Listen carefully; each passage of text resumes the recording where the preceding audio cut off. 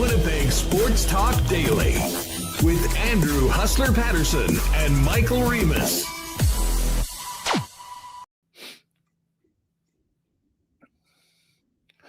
What is going on, everyone? I hope you had an awesome weekend. Welcome to Winnipeg Sports Talk for a big Monday show. Andrew Paterson with you, soon to be joined by Connor. Remus, as we speak, is down at Tuxedo, taking in the Seth Jarvis Stanley Cup celebration. We'll let you know what that looks like in just a minute. But Connor and myself today, we got a big show. Listen, the two teams that have been putting the win in Winnipeg, the Winnipeg Sea Bears and the Winnipeg Goldeyes, continue their great play. Goldeyes had their 13-game winning streak, ended on the weekend in Lincoln, unfortunately. They're back tomorrow, though, to begin a big week at Blue Cross Park. We'll touch on that. But the biggest story in Winnipeg sports is the Winnipeg Sea Bears shocking the Vancouver Bandits and the CEBL.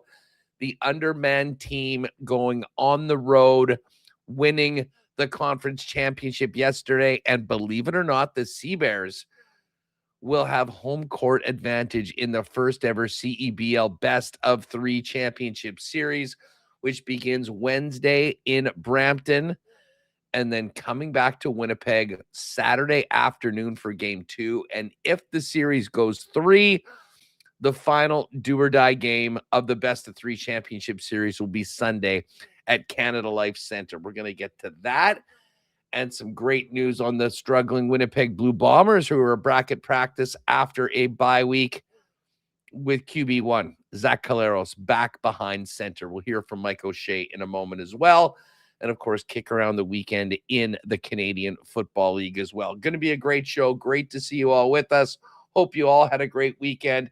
Hit that thumbs up button for all of you that are with us here on YouTube. And make sure to subscribe to the channel. And a good day to all of you podcast listeners making us a part of your daily routine. Do want to thank all the sponsors that make WST happen each and every day. Of course, our partners at CoolBet. Congratulations to all of the qualifiers for the Canadian Championship for the trip to the CoolBet Open. That is happening on Wednesday at 8 p.m. So if you did win a ticket in any of our 4 Summer Series tourneys, get ready. That ticket will already be in your account. You can go and register right now. You won't be searching WST this time. Just search Canada or Canadian Open, Canadian, and it'll pop up. Lock it in, and we will see you there on Wednesday night. Good luck to everyone. Also want to thank Princess Auto, Chud's Power Sports, Clean Line, Plumbing, Heating, and Electrical, Boston Pizza, a Manitoba Battery, Aikens Lake Wilderness Lodge, Breezy Bend, Royal Sports, Little Brown Jug, Travel Manitoba, the Goldeyes, the Assiniboia Downs, the newly reopened Santa Lucia on Main Street. They had a great grand opening on the weekend. Shout out to Roberto and the great staff over there. Rolly's Transfer, St. Vital Dental Center, ASD, and we will get to a why not question of the day for Not Autocorp at Waverly and McGillivray. I see everyone is having some fun. T. Will's already getting at me in the chat. We haven't even brought Connor in yet, and the Jet promo schedule is out. T. Will, I hear the Jets are doing a 90s night on November 10th, and they're giving away some denim dad hats. I bet us will be all over that. You know, I'm still not getting over the hat shaming I did. I should go find that old Jets hat. I still do have it, but you guys gave me a confidence issues wearing it right now. Anyways, let's get this show on the road. Connor Hrabchak, get in here. Or as we know him from Sea Bears games, courtside Connor, who joined us now. What's going on? How are you? Yes, since day one, Huss. This is awesome. The Sea Bears. Look, like Teddy Allen, we talked a lot about him last week. He's not with the team during the playoffs. Emmanuel Acott, one of the Sea Bears' best Canadians. Maybe Simon Hildebrandt has something to say about that. Leaves the team. Jeremiah Tillman, the starting center, leaves the team. And now here they are in the finals with the trophy, the finals, going to be handed out in Winnipeg, either on Saturday or the Sunday. It's a best of 3 series. Game 1 is Wednesday night in Brampton. And then it's coming back to Winnipeg Saturday, 2:30, Sunday, 2:30. I can't wait. The atmosphere for Sea Bears games baseline is already incredible. I can't even imagine now with a full week with the Sea Bears being able to push ticket sales and get people in that building in a finals atmosphere. It's going to be awesome. So that game on Saturday against Vancouver was awesome. Simon Hildebrandt, shout out to him. I just mentioned him. He had an awesome game. Xavier Moon played out of his mind. And the Sea Bears are heading to their first ever CEBL Finals. It's exciting. Very exciting. Yeah, I mean, we didn't get a chance to chat with you because you were globetrotting on Friday about the game on Thursday here where they won. And like full disclosure, and we talked about it on the Lock Shop here. Like, I know that the Sea Bears were favorites in the game. My read on that is that the bookmakers just weren't paying attention to what had been happening around this team for the last 3 or 4 days heading into that game. But they got off to a great start. Xavier Moon was just incredible in that game. I think he played pretty much the entire game and was really in control. They made some shots, and incredibly, they only had 2 turnovers in that game to the 19 for the Mamba. But they were undermanned. They were certainly undersized in that game, but they hit their shots. They found a way to win. And that was nice, Connor, because it did almost seem like that was going to be the high point of their season, because the question everyone was saying was, how in the world can this team go on the road against a team that they lost convincingly to with their full lineup just a week ago, with the stakes being even greater, and pull off a win? And yet that is exactly what they did, winning by 11, 107-96, and the Sea Bears off to the final. One of the best pleasant surprises I can think of in recent Winnipeg sports history. Yeah, and like I said, I mean, Teddy Allen gets into the altercation and is no longer with the team. That's a guy who might win the MVP award for the CEBL League this year, right? And what a huge loss that is for their chances. What's that for MVP? Is that most volatile player? Maybe. Well, you'd win that for sure. Most valuable player, we'll see. But no, that game last Thursday in the semis, I know Remus has issues with the Saskatoon Mambas branding. I agree with him. Like, holy. But Simon Hildebrandt hit a 3-pointer to make it 3-0. The Sea Bears never trailed. That was it. That was the game. They held on the entire game. It was a full team performance. They ended up winning 99-88. And then this game against Vancouver on Saturday, same thing. Xavier Moon has 24 points. Simon Hildebrandt has 24 points. Trey McGowan's puts up 18. Isaiah Osborne and Jelani Watson-Gale each have over 10 points. Like, it's not just, Teddy Allen had the record-setting game a couple games ago where he had 50 or whatever. But there have been games this year where Teddy Allen has 30, and then the second highest scorer is at 12. Well, that's not what's happening right now. It's a team effort, a lot of players chipping in, and defensively they're playing great. They were red hot from 3 against the Bandits, 18 for 34, 52%. And then the turnovers, you mentioned it in that game against the Mamba, 2 turnovers. That is essentially unheard of in a basketball game, only turning the ball over 2 times. So credit to the Sea Bears. They're putting it together here at the right time. The format of the playoffs gives a team an opportunity to do that, right? Like, they've only won 2 games and they're in the finals already. But I'm just so pumped for what this atmosphere is going to be like in Winnipeg this weekend, as they went out to Vancouver and kind of improbably are bringing it back and are in the CEBL Finals. Yeah, it was I was out golfing and I was so mad. I pulled up like the Bell 5 app, where you can sort of watch TV, and for whatever reason, CBC is one of the channels that you can only watch when you are basically at home. Like, I understood some of the US stations, but I didn't think that was going to be the case with the CBC. So I was basically just refreshing my X feed. And Sea Bears, by the way, shout out to the social media team. They did a great job. They were firing stuff out every minute or two. So well, Huss, all the games are on YouTube. Pardon me? All the games are free on YouTube. I don't know if you knew this, but you could have. That could have been a good pivot. That's how I watched the game on Saturday, which is amazing. I love the CEBL for that. I can just flip open YouTube and watch the full game. It's awesome. That is excellent. That's a good tip from Connor that I had forgot about.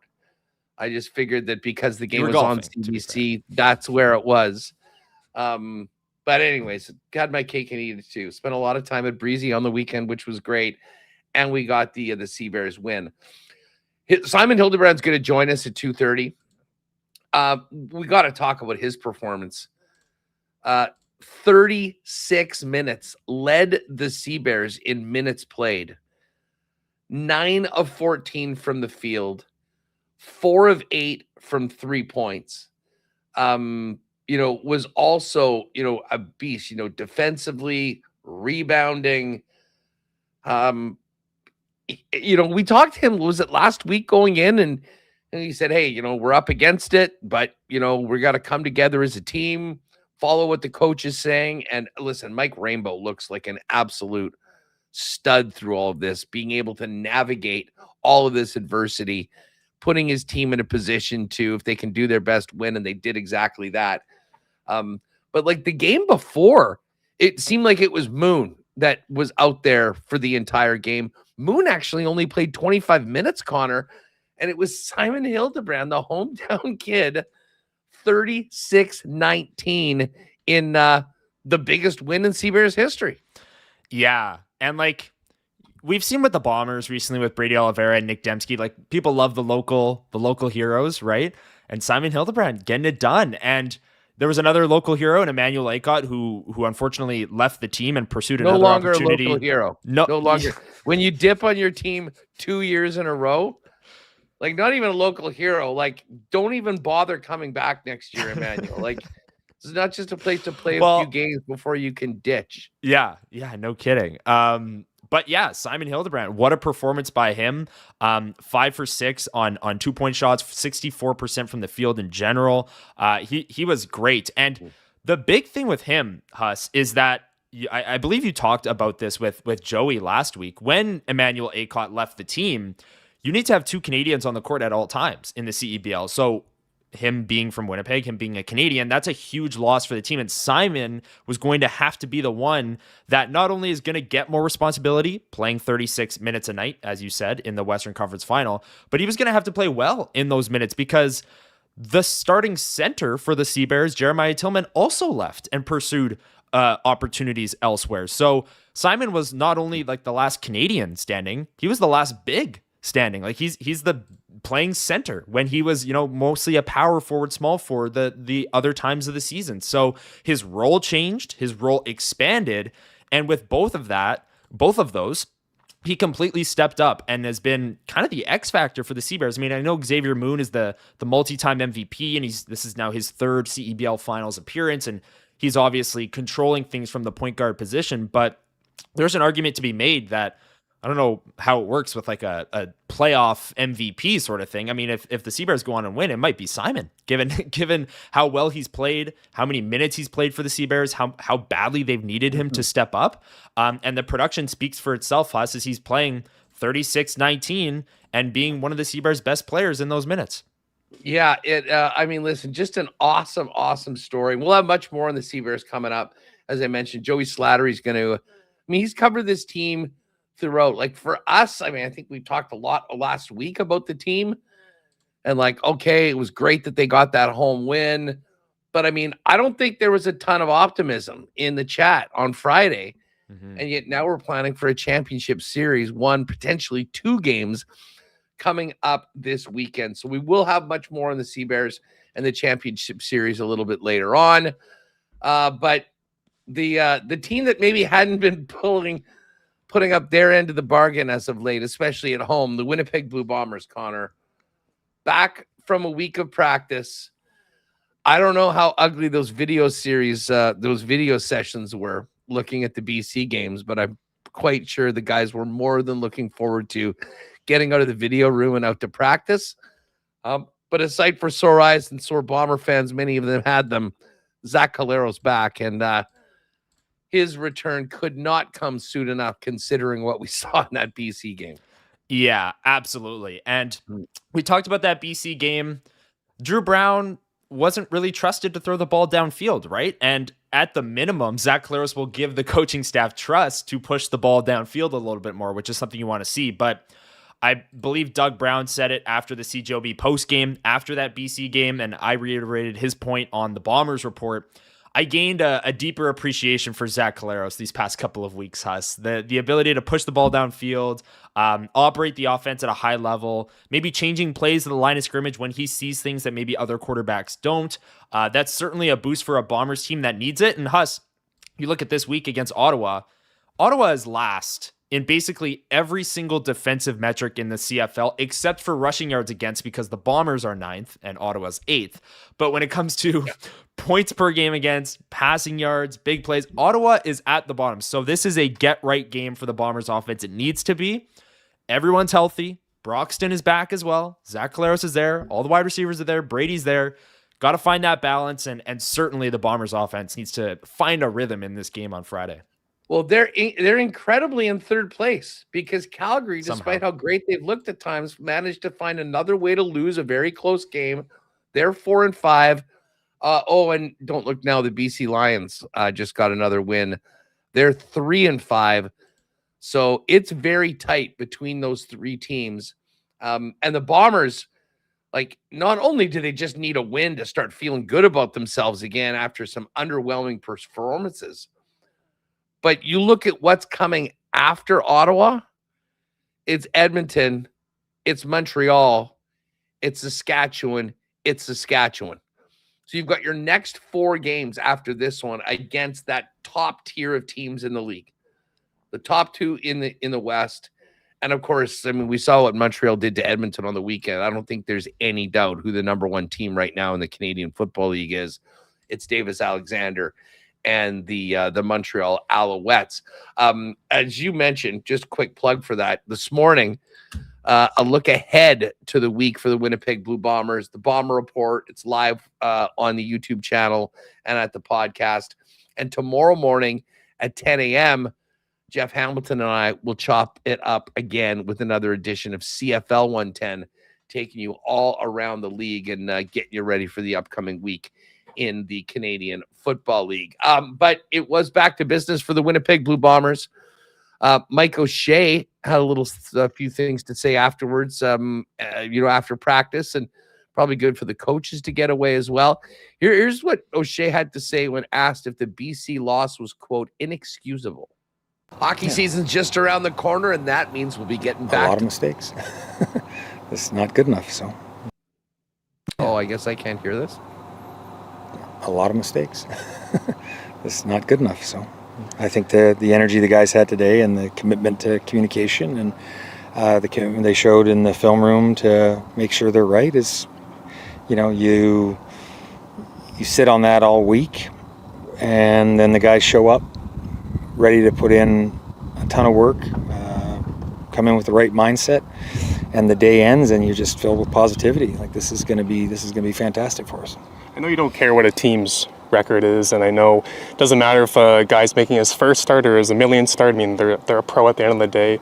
But for fans that look at that game, everything that happened, and would say, like, that was an inexcusable loss. Like, what would you say to? I'd agree with them. Yeah, I'd agree with them. That is a good way to describe it.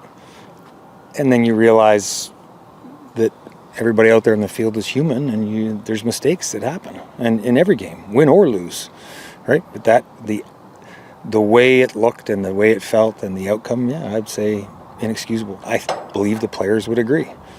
Also, right back to when the meetings ended, the amount of positivity, the understanding of how good it can be was all right there in front of us. So it's good. Yeah, I mean, listen, Connor, there's not much debate that the performance that the Bombers put out against the BC Lions was one that they would be not too proud of. And listen, the coach, I don't think the coach is looking to get in any arguments with anyone trying to defend that one. They just need to move on and be a heck of a lot better. And they'll have a much better chance to do that, as you laid out, with their first-string quarterback back for the game this week. Yeah, exactly. And you hear Mike O'Shea there, the first half of that clip, him talking about the communication at practice and how it's maybe improved, and the energy coming off the loss, coming off the bye.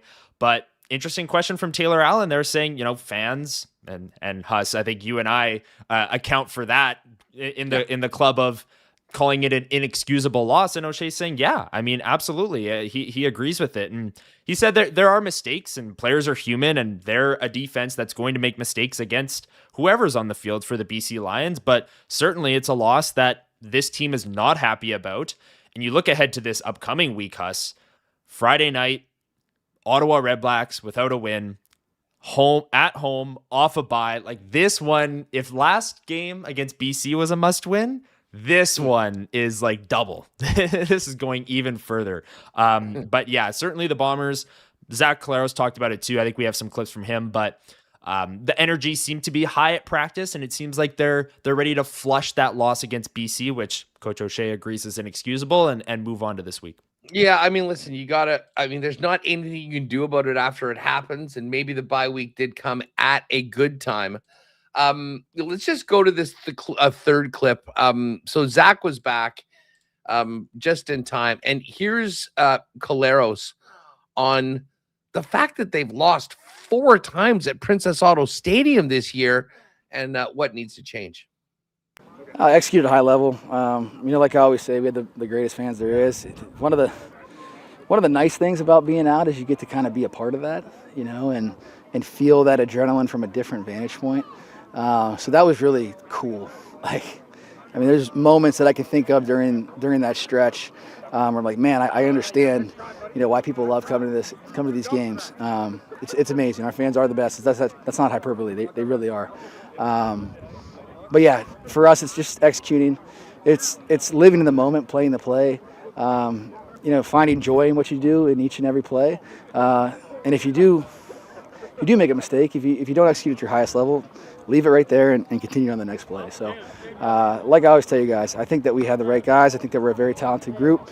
On any given day when we go out there and execute, I'm very confident that we can win the game. And I felt that way since I got here, and I still feel that way. We'll be getting back to the Winnipeg Jet lines for Clean Line Plumbing, Heating, and Electrical. Clean Line is your residential and commercial plumbing experts in Winnipeg, along with heating and electrical services, and have been Winnipeg's most trusted plumbers for over 40 years, with fast responses, lasting results, and 24/7 emergency services across all of Winnipeg. Just like Adam Lowry has the backs of his teammates, Clean Line has yours. Mark the number down, 204-500-2001 for 24/7 emergency service when you need it most. You can also check out more on all Clean Line services and make an appointment online at cleanline.ca. Big congratulations to Roberto and our friends out at the Santa Lucia on Main Street who battled back from the last 2 years working to overcome a fire and just had a wonderful grand opening on the weekend. Popped out and saw a lot of happy people in the West K area to have their Santa Lucia back. If you have not been there, certainly suggest you try it out. They've got amazing happy hour specials, promos throughout the week, and obviously all your favorites from Santa Lucia. So all of you out in West K or that go up and down Main Street, 1473 Main, Santa Lucia is back open. It was a great grand opening on the weekend, but now it is business as usual. Pop by and see him today at Santa Lucia on Main Street. And congratulations to Roberto and the staff on getting back open for the people of Winnipeg. Hey, got to thank our friends at Manitoba Battery. Big Bomber game coming up on Friday night. And, of course, Manitoba Battery. Hopefully we can get a couple new batteries in that Bomber offense and defense after last week's game. Of course, Manitoba Battery, proud sponsor of the Winnipeg Blue Bombers, powering the Bombers this season. And, of course, Winnipeg Sports Talk. Manitoba Battery is your local option where you'll find the best in batteries for literally everything at the lowest prices in town, period, along with the best in customer service. So pop by and see them on Logan Avenue or Dovercourt Drive out in the south end of the city. And if you can't make it down, you can give them a call or order online at manitobabattery.com, and they can deliver those batteries to you anywhere inside the perimeter of Winnipeg. For all your battery needs, save time, save money, shop local at Manitoba Battery with 2 locations to serve you.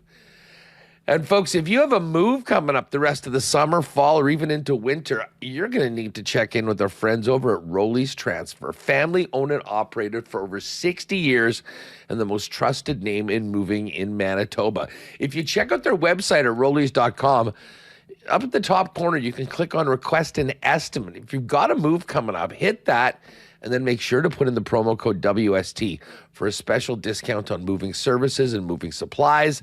Then simply let them know when and where you're planning on moving, what needs to be moved, and the friendly staff at Rollies will turn around quickly with a great quote and get you locked in for the white glove treatment and service that they've been famous for now into their 7th decade. For all your moving needs, make it Rollies Transfer, the most trusted name in the game. Find out more today online at rollys.com.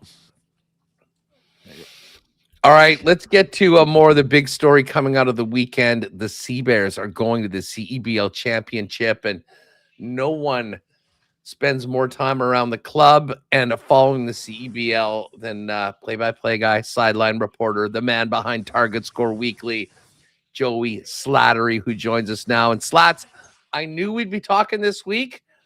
I will be honest. I thought that we'd probably be talking about a valiant effort by an undermanned team against a really good Vancouver club. And yet we're talking about you getting on a plane out east for game 1 of the CEBL final for the Winnipeg Sea Bears. What a wild, wild win. And an incredible 3 days for a Sea Bears organization that had been hit with as much adversity as any team I've seen over the course of half a week going into their most important games of the year.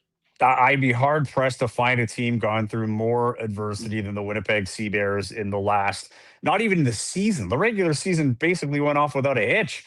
And then as soon as the season ended, it was just felt like complete turmoil, right? You lose 3 of your starters, your MVP. I'm almost willing to bet guaranteed MVP. You lose your only elite big man that you have, and you lose Emmanuel Acott, who's your Swiss Army knife, and a Winnipegger, a valuable Canadian in this league. And, the Saskatoon game, Huss, if you remember, everybody just kind of threw in the towel, right? And Trey McGowan said that, he said, we talk to these, like we talk about it in the locker room. We noticed there were some empty seats in that playoff game, and we see the comments and we just laugh it off. Like there's a belief with this team, and every team tells you they believe, Huss, and you've been around, sports for a long time, and every team's going to tell you they're tight and they've never meshed better. But you can tell when it's true and when there might be some, forcing the narrative. This is not a forced narrative. Like there's 100% a belief that you can sense when you walk into the gym. They're light, they're having fun, they work hard, and it's all business, right? Kind of like when one of my colleague Chris Wiggins was doing the post-game interview, and the one thing he said, I'm doing my walk-off interview, and he's like, I'm waiting for the guys to come out. I couldn't believe how quickly they got to the room. Because all the other teams, they have their towels on their head and all these little like post-game antics that they do during the interview.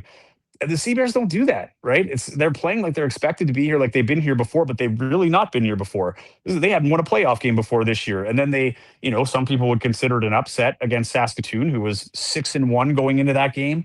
And then they go into Vancouver after getting smoked by the Bandits just a few days earlier in Vancouver. They had to go back there, right, with that on their minds. And they absolutely went toe-to-toe with heavyweights. Mitch Creek, he got his 19, 20 points, whatever it was. But they basically neutralized all of their best players. Shamar Givens, had his shots, but wasn't getting into his rhythm. Neither was Mitch Creek. Neither was Tevin Brown. And anytime they did, they had a response. It was one of the best games of team basketball I ever saw. I'll admit, Tuss, the whole time I'm watching that, I'm thinking, how long could they sustain this? When is it going to fall out beneath them? And it wasn't until that N1 3-pointer from Xavier Moon where I thought, okay, no, there's a magic with this team. They're going to the finals. Yeah, I mean, listen, I was there to cheer on the team on Thursday night, but I went there knowing that this is a really tough spot for them. And it was almost like they were being set up and the fans were being set up for a real disappointment with everything that had happened. With the guys leaving the team, Teddy Milkshake's not able to play. I mean, all of that. The way they came together in that game, I think, was absolutely the blueprint of what they had to do and did execute in Vancouver on the weekend. And I mean, they're playing so short right now. I mean, they've got the guys on the on the roster, But I mean, Ben Stevens just joined the team. He hasn't seen the court. Naguti not playing. It looked like it was Watson Gale and Xavier Moon that were really the guys that were making things happen offensively for them in the Thursday game. What is phenomenal about the way that they won is the way the local guys stepped up. I mean, Simon Hildebrand led the team in scoring, 24, along with Xavier Moon. But he and Isaiah Osborne basically had to play the entire game because you have to have the two Canadians on the court. And with Acott being gone, they just simply didn't have the horses. What can you say about Osborne, who I don't think people are maybe as familiar with, and a guy that's been really synonymous with the Sea Bears since year one, with the exception of the 1 year he couldn't play, and that, of course, is Simon Hildebrand. Yeah, well, let's add a layer to the adversity in the game. Xavier Moon had 3 fouls in the first half. Couldn't play most of the second quarter, even sparing time in the third. He had, 21 points or 24 points in 21 minutes? Like, it was phenomenal. Same with DJ Burns. He's like really the only big man or close to a big man you have. And it was guys like Simon Hildebrand. Listen, this team has a bunch of role players on it, and this was a game where they all fulfilled that role to a T. Simon Hildebrand might have one of the more difficult roles on this team because he's a chameleon. I've said this before. Sometimes you need him to rebound, sometimes you need him to score. And they absolutely needed 24 points from Simon Hildebrand, and they got it. And he played relatively well on defense, too, because defense sometimes with Simon Hildebrand can be the area where, they can pick him apart. But offensively, I mean, he was stepping into those shots with such confidence. And, there's a pride with this team that I think is driven by those local guys, by the Simon Hildebrands, by the Mason Krauses, Ramogi Naguti as well, who's, the development player on the roster. He only got 3 seconds in these playoffs, and, he was excited to get on the floor to play defense and, keep Saskatoon from scoring in the first game. But there's when you have these local players, it's more than just a professional team or a professional opportunity, right? You start to buy in. They enjoy the fans. They wanted to come back and play here. They didn't want to end their season in Vancouver. And no one wants to end their season on the road, but particularly in Winnipeg. But the way that the local guys stepped up, you can't say enough, particularly with Simon, but even Mason Krause. He had a couple of shots. He played some phenomenal defense, not only last game, but throughout the playoffs and this season. I just talked to him today. I'm at Sport for Life where they had their practice, right? And he said, this is awesome. Like, he played last year almost no minutes when he was on the team last year, and this year he stepped in as a role player, right? When I say role player, I mean he's in the rotation, and he is they lean on him for meaningful minutes, and he's delivered. But the way they were able to neutralize Vancouver, who was a much bigger team, Tyrese Samuel was almost a ghost out there.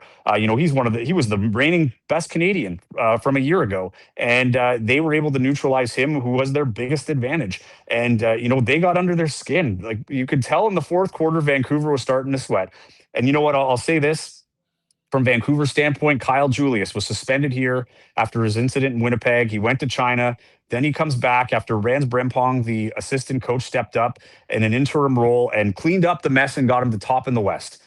And the last game of the year, Kyle Julius is sitting behind him as the general manager. And then he decided that he was going to take over as head coach in the first game of the playoffs. Mitch Creek basically, punted the whole season, came back for the last 2 games and to make himself eligible for playoffs. And I think, it came back to bite them. There was something special going on there in Vancouver. And I think, you mess with a good thing sometimes. You probably should have just left it alone. But they had no answers for Winnipeg on that day. And I asked Xavier, when did it hit that you were going to win this game? And he said, when I went to go throw an alley-oop to Simon Hildebrand, and it went in from 3. He's like, I've never done that before in my life. I wasn't even looking at the net, and it went in. He's like, as soon as I hit that shot, I said, everything's going our way. And I remember Taylor Allen, we're texting throughout the game, and he says, when DJ Burns hits a 3, he's like, things aren't going your way. So everybody was clicking this, but now you got to turn the page. That's the other thing. Hey, great win. You're kings of the West, but there's a bigger task at hand here.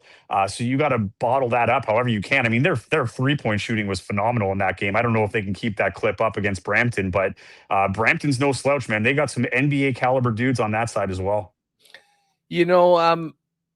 I do want to just talk about Rainbow for a minute, Mike Rainbow, the head coach. I've been so impressed with the way that he's sort of taken over from Mike Taylor.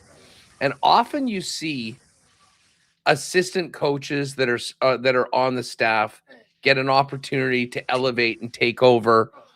They know what they like. They know what they don't like. They tweak this out.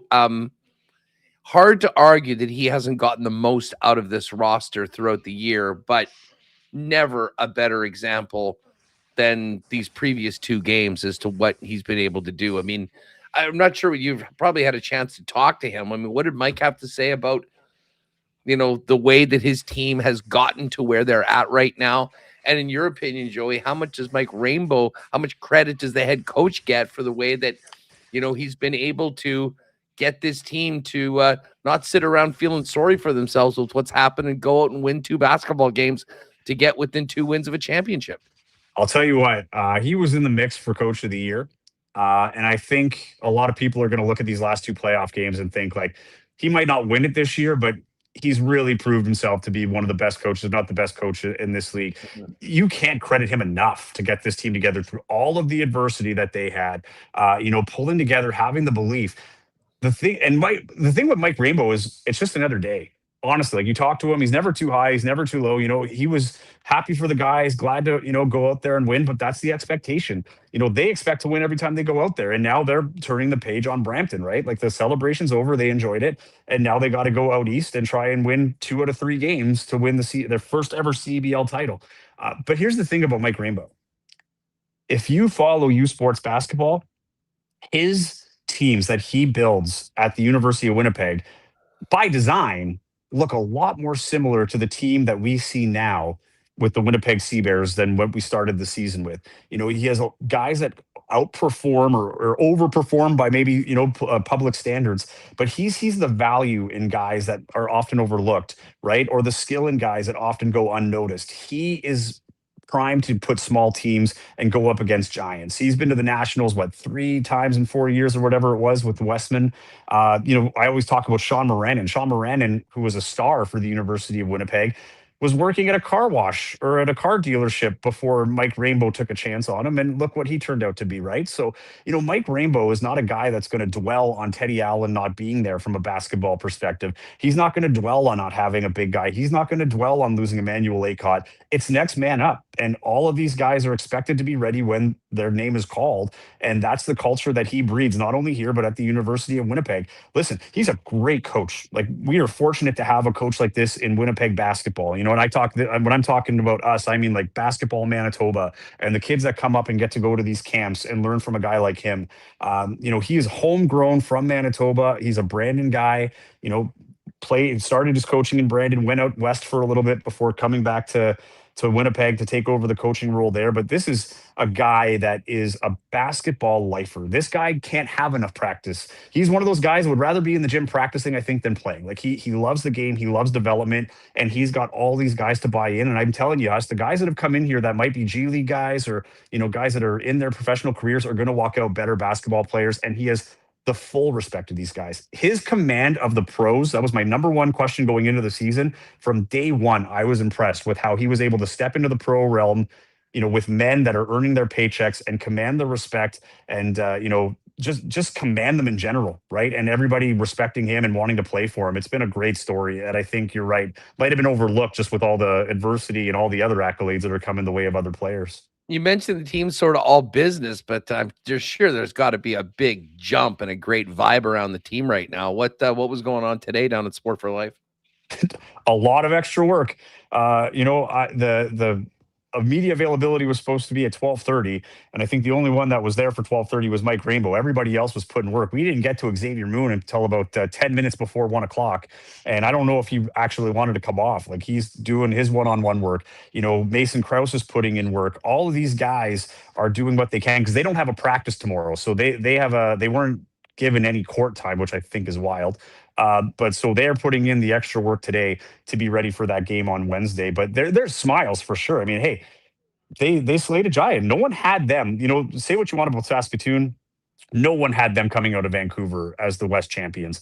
So this is a team that, is obviously feeling really good, but also understand that that's just one game. The moment is fleeted. Now you're on to Brampton, and you really do get that feel. Like, they love talking about the game. They loved revisiting that game and what went well. But as soon as you talk Brampton, the face went from smile to just straight-faced, and let's get to business because I think regardless of what happens, Huss, this is a massive season for the Sea Bears, a massive step in the right direction, win or lose, and it's a success for me. But you ask these guys, if they don't come out with a championship, there's no success in this season, right? These guys are here to win a championship. That's why Xavier Moon's here. Listen, Xavier Moon is undefeated in target score time in the playoffs. He's never lost a single game in the playoffs under target score time.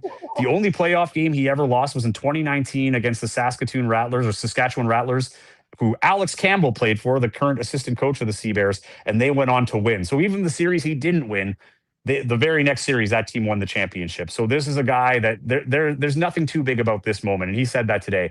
I don't feel pressure. I've been going through this my whole career. It's just another possession.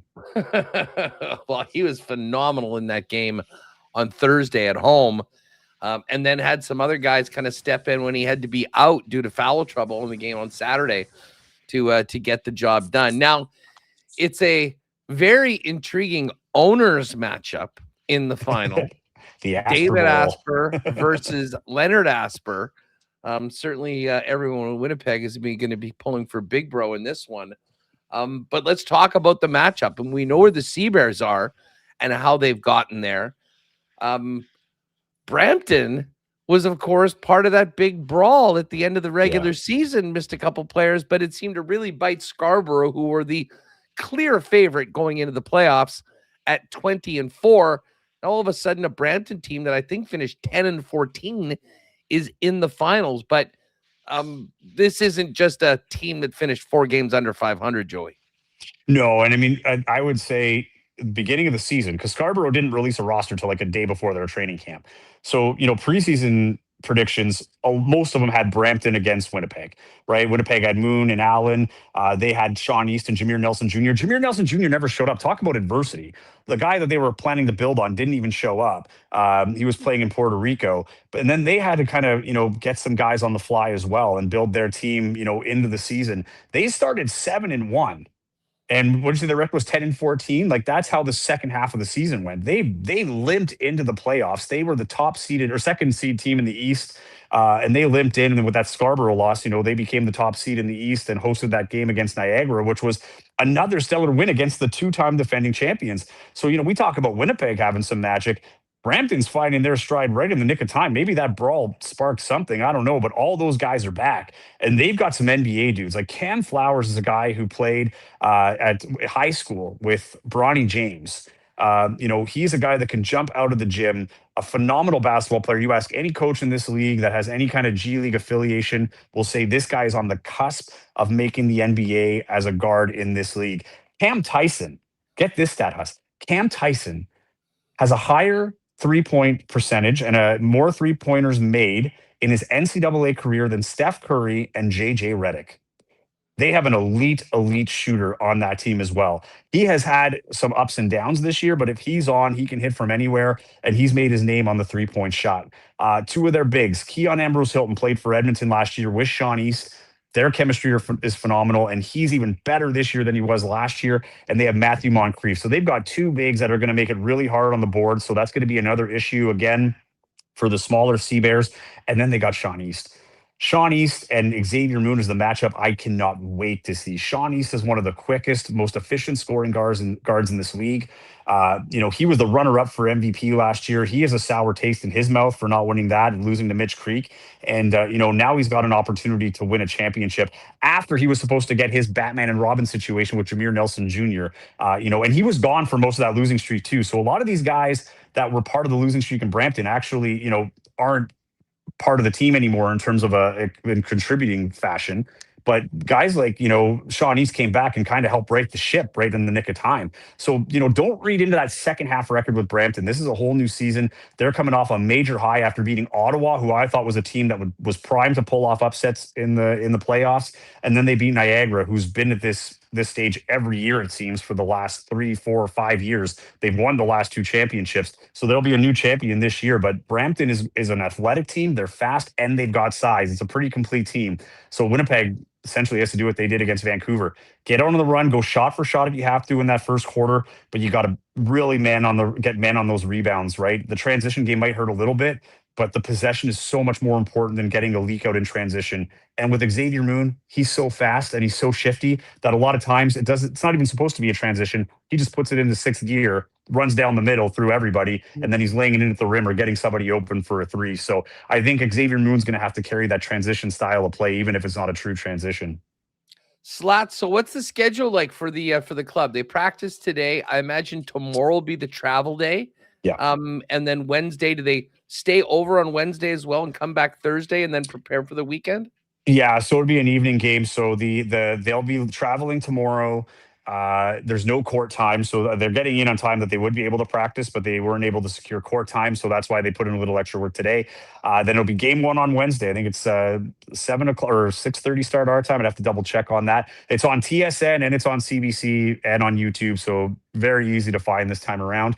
And then they'll travel back Thursday, practice Friday, and then they have a chance to, one team will have a chance to close it out on Saturday, and if necessary, they'll have a game on Sunday. Both of those games are at 2:30 our time here in Winnipeg. And again, they will be on TSN, CBC, wherever you get them, and I'll be doing the sidelines for those ones. Love it. Well, the championship trophy will be in the house on Saturday and on Sunday. And whether it is the Winnipeg Sea Bears or Brampton, there'll be some celebrating by someone. We're hoping it will be the home team. Big thanks to Joey Slattery for jumping on today. Again, Target Score and Target Score Weekly is where you're going to want to find him. Connor, you were just mentioning that you tuned into the post game with he and Taylor Allen, and they had quite a crew of people in there. A lot of excited Sea Bears fans getting what Joey and Taylor were up to after the game. Yeah, big time. Let me try and get Joey back in here. I see he just hopped back in. But yeah, they have done a great job all season long. Pre-game stuff, post-game stuff. Here he is. Joey, can we hear you now? There it is. I love it. Flats, Sorry, man. My parking's telling me there. that my parking's up. I tried to get rid of the app and I got rid of myself. Yeah, so sorry about that. No, it's no big deal. But just on the way out, I mean, this is the biggest week ever for the Sea Bears. You're going to be with them all the way. Fill people in on what you are cooking up for people that want everything they can get on this CEBL Championship Series. I really appreciate bringing me back for the plug here. Yeah, on YouTube or youtube.com/Target Score Podcast, on Instagram @Target Score Pod. I'm also on Instagram @Joey Slattery TV. And yeah, I'll be landing tomorrow. We'll have some content as soon as we land. We'll be doing some live shows from Brampton. We'll have a live pregame show, live postgame show on Wednesday. Thursday morning, we'll probably have a quick wrap before I hop on the flight back to Winnipeg. And we'll have coverage every day, special programming throughout the week, right into the day after the championship to wrap it all up. So yeah, Target Score Podcast on YouTube, Target Score Pod on Instagram, Joey Slattery TV on Instagram, and keep your notifications on and subscribe to make sure you don't miss anything. Slats, you're the man, buddy. Safe travels out there, and looking forward. We'll have to catch up later on this week as we get closer to the big weekend. Sounds good. Appreciate it. We'll talk this week. Good stuff. There's Slats, Joey Slattery @Joey Slattery TV and Target Score Pod. Make sure you're giving him a sub and check out. If you just want more from the excitement of Saturday's game, go check out the post-game show after that. Speaking of the game, now listen, let's fill this place for the Sea Bears. Winnipeg has had the best fans since the Sea Bears came in to the league. I know there's been a nice run on tickets early on, but Saturday afternoon, 2:30 p.m., show up and show out, Winnipeg. We also are going to be having a contest for some tickets. So whether you're listening on the pod or with us live on YouTube, if you head over to winnipegsportstalk.com/contest or click on the contest link on the main page, enter there, and we'll let you know who our winners are a little bit later on this week. Mike McIntyre is going to join us in about 5 minutes or so, but we'll bring Connor in as well. Connor, that was a fun conversation with Joey. I mean, he's so locked in on the Sea Bears. He's done such a great job for it. But everyone's going to – did you catch bombing? Did you catch bombings? I got to say, and I laughed at this because bombing did a video after the game Oh yes, I know what you're talking about. where he's Yes. sitting down like on a rock behind a lake, and he had like the quietest, like just tone talking about everything, which the reason I laugh is it is diametrically opposed to the energy that he's bringing announcing the games in the building. Like it was great. And the photos of it. Anyways, if you haven't seen it, this is it. He took a moment. Yeah. And went in. He had the dog at the start. It was a beautiful backdrop, but it was just such a quiet, calm piece of content. When if you go to the game on Saturday, you're going to hear bombing at max decibels, cranking it out. He's doing a great job doing the PA at those games. Amazing. And PA announcing for basketball games, like that's a big deal. You got a lot to announce. You got the player intros, got to get people fired up. Target score time, he's getting people fired up for that, explaining the rules too and how that's different. So as soon as I saw this on my timeline, I was like, I'm listening to this. Any kind of like camping related sports content, I'm in. So this was a great video. He's obviously been dialed with the Sea Bears all year.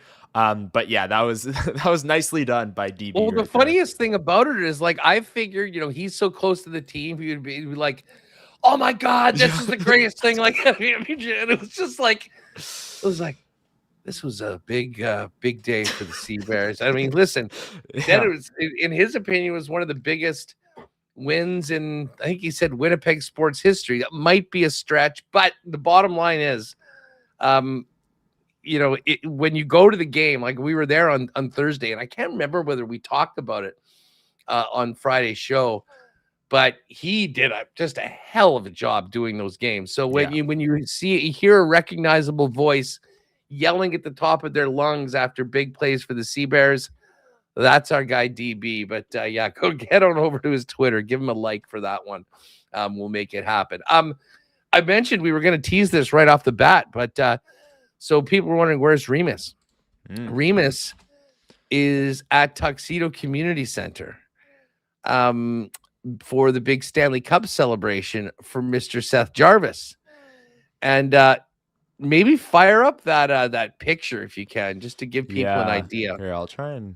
I know Grace, from the Free Press, said to... a little too close in there. Said to Dave Minuk from Illegal Curve that the first person in line was there at 5:30 a.m.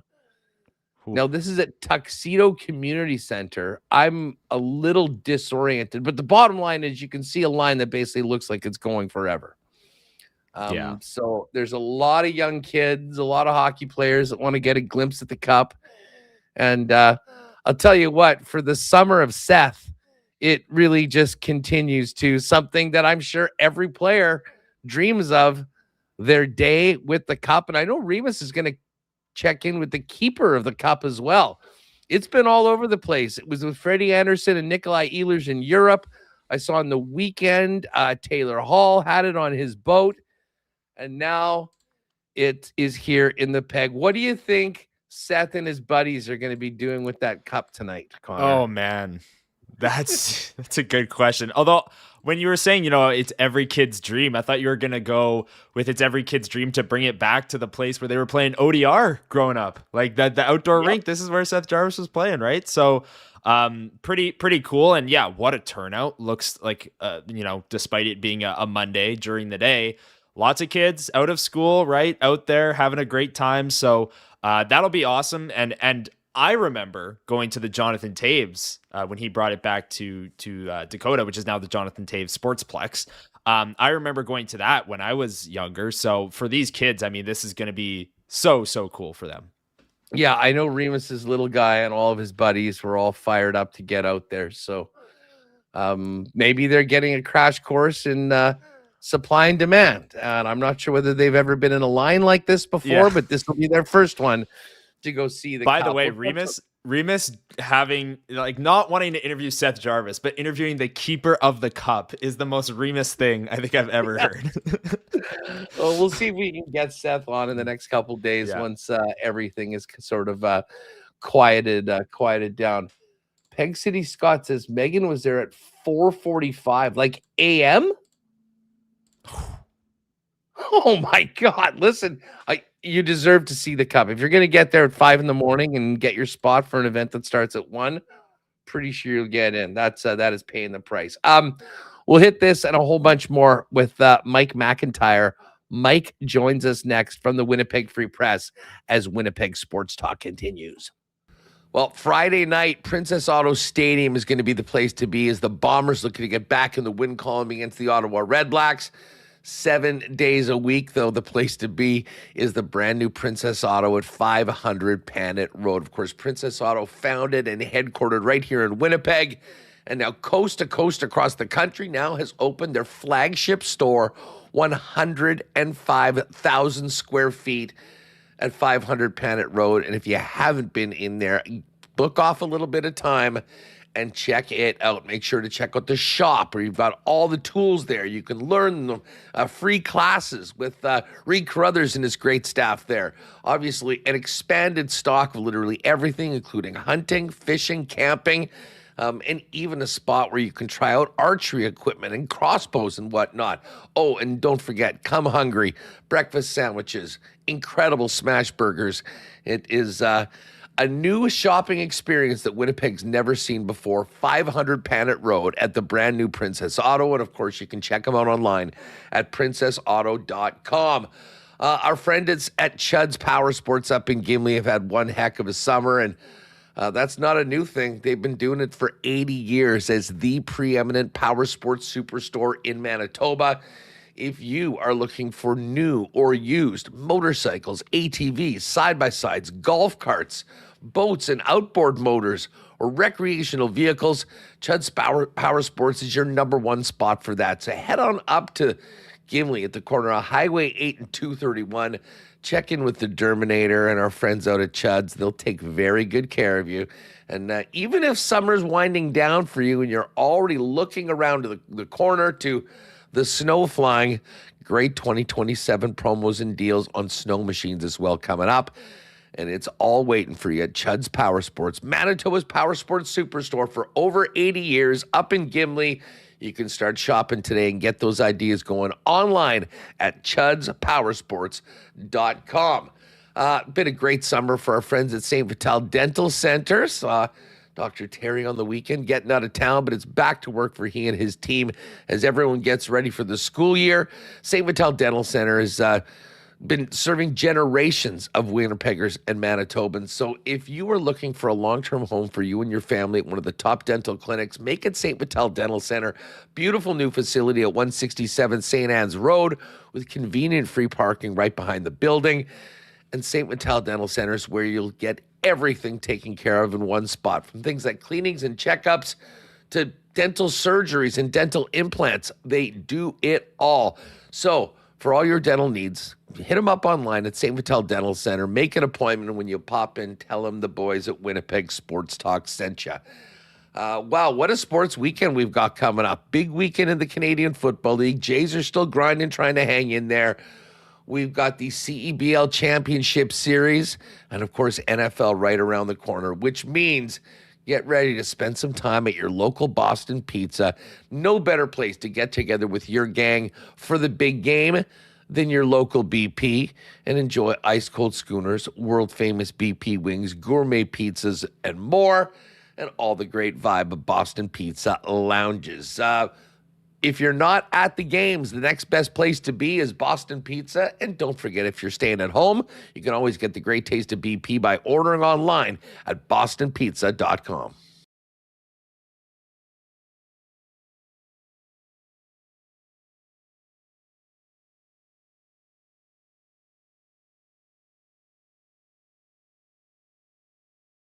Toba. But Mike, perfect timing. Not sure whether the Jets had this plan that just as you came on and we had nothing to talk about Jets-wise, we do. But just in the past 5 minutes, we get a note from the Winnipeg Jets that Tyrell Bauer has signed a 2-year contract with the Winnipeg Jets. And it's a 2-way contract this year, but a 1-way contract in 27-28. Yeah, which is interesting. I mean, it obviously gives them some guaranteed money next year. And also, you know, he's a guy that will be waivers eligible, I believe this year as well. Yeah, I mean, I don't know that you read too much into that. You know, I don't think this is the Jets promising him a roster spot in a year from now. Well, they're promising him NHL money. They are, and you know, teams don't generally like to pay NHL money to guys not playing. So interesting development for sure. I you know, it's kind of curious why this one took so long, Huss. Like I would have actually thought this would have been one of the first deals or first items of business checked off Kevin Cheveldayoff's to-do list. Instead, it's essentially the last. It's the last like absolute thing he for sure had to get done this summer when you're talking, you know, RFAs. And, you know, interesting that, for example, Cole Perfetti, which would have been a much more complicated deal, gets done well before Tyrell Bauer. I know Dave Minuk, who's all over the Moose prospects, you know, he's been reporting that Tyrell actually has continued to live in the city. This summer, he's been skating regularly down at the Hockey for All Center. So he's been around. I mean, I can only, and when you look at the deal, you're like, okay, well, there's nothing really complicated about it. I guess maybe other than the guaranteed money in year 2 of the deal. Did that drag this out all the way to almost mid-August? Or is this just a case where everybody knew this was going to get done and there's nothing, you know, overly complicated about it, and it just got pushed down the priority list? Especially, you know, we've talked about this, Huss, once kind of free agency settled after July, it feels like not just the Jets, but the whole NHL kind of went on summer holidays. And, you know, I think now that August long weekend's in the rearview mirror, heck, September long weekend, Labor Day, that's not that far away, and the start of training camp. So, you know, I think this is in line with what I figured would happen. You're going to start to see NHL business pick up again. Of course, I think around here, it's not the Tyrell Bauer news that folks are maybe at the edge of their seats waiting for an update. It's Connor Hrabchak. I still maintain that there's, you know, there will be continued talks between now and the start of camp with other teams. But until and unless another team blows Kevin Cheveldayoff away with an offer that clearly to this point has not been made, the Jets aren't feeling like they're backed into a corner or that they have the proverbial gun to their head. You know, back to Tyrell Bauer, he's obviously a very high quality individual, the kind of guy you love to have in the organization. You know, I think we saw him take a real big step this past season, Huss, with the Moose. I watched all the Moose playoff games. Like, I actually thought he had a really nice playoff for the Moose. And, you know, one thing that when you look at the Jets depth chart coming into training camp, the injury to Elias Solomonson, and, you know, we'll have to get an update, obviously, once camp gets underway, but the timeline was such that there's a good chance Elias is not going to be ready to start the season, that it may take a few weeks till he's fully recovered from his injury. That does create an opening on the right side. Now, the Jets, you know, they did sign some depth this summer. I don't know that we can automatically pencil in Tyrell Bauer, but back to something that you've talked a lot about, Huss, and I fully agree with you. When you talk about the Jets maybe wanting a little more snarl, a little more physicality on that back end, you know, which kind of went away when they traded Logan Stanley and Luke Shen. And if you want to go back even further, you know, they lost some of that when Brendan Dillon moved on. And I don't know that they've ever fully rediscovered that. Now, we can debate till the cows come home about whether in the modern NHL you need a big, rugged, tough, physical defenseman. There's a lot of people that would say yes. There's a lot of folks that, don't believe that's a necessity these days. I think the Jets believe that, management, coaching staff believe that that's the kind of player that helps you have success, especially in the Central Division. And, I don't think it's going out on a limb here, Huss, to predict that Tyrell Bauer will get NHL games this season. I'm pretty confident saying that. I don't know what I'd set the over-under at. It might just be a few. It could be more than a few. But I think he's a player that is going to get a long look, come training camp and beyond. Well, I mean, that's kind of where I wanted to go here, Mike. He was going to get a chance last year, and he was injured, I believe it, in one of the many five-star scraps that he had. And at that time where it was sort of time to call guys up, he wasn't playing for the Manitoba Moose. No. Did return. I'm with you. I thought he, if you talk to people around the Moose, Bauer had a great season last year. He was very solid doing. This is not going to be a guy that's getting 40 or 50 points at the AHL level. That's never going to be his game. But played a very reliable role, playing in the top four, playing some big minutes. Was an absolute terror in front of the net at the games that I was at, and really good penalty killer too. Absolutely. Like he eats pucks like his life depends on it. First to your point, I mean, this team just doesn't have almost any toughness overall. Now we can always say, well, we're going to do it through team toughness, and that's great. And remember, Bones, you take a run at one of us, you take a run at all of us. Drink. I mean, listen, it's a lot on the shoulders of Adam Lowry. And I don't think you want the captain to be the one guy that can actually go and take care of some things. Right. Now, listen, I do agree with you that, if Elias Salomonsson is healthy and the Jets have their full complement of defense, we know exactly who the six is going to be. But with Elias out for, let's say he misses the first 6 to 8 weeks of the season, I think that the opportunity for Bauer to play with an experienced veteran like a Mario Ferraro that can move the puck, that can do a lot of the things that is not the forte of Bauer, might be the perfect opportunity and perfect spot for him to get his feet wet in the National Hockey League. Like, for everyone that said, oh, well, they signed Jack St. Ivany. And listen, I haven't seen the guy play, so I'm not going to make any big statement on him, but I will just say that if you think that, oh, he's 6'4", right shot guy, 6'4", not even 200 pounds, and this is not a guy that has, significant penalty minute numbers or anything like that. So that's not the player. So Bauer is the one guy. What do you think the chances are that come opening day, he's on the roster, whether it is in the lineup or in the press box? Yeah, I think as long as Salomonsson's on the IR, and they probably keep 8 defensemen.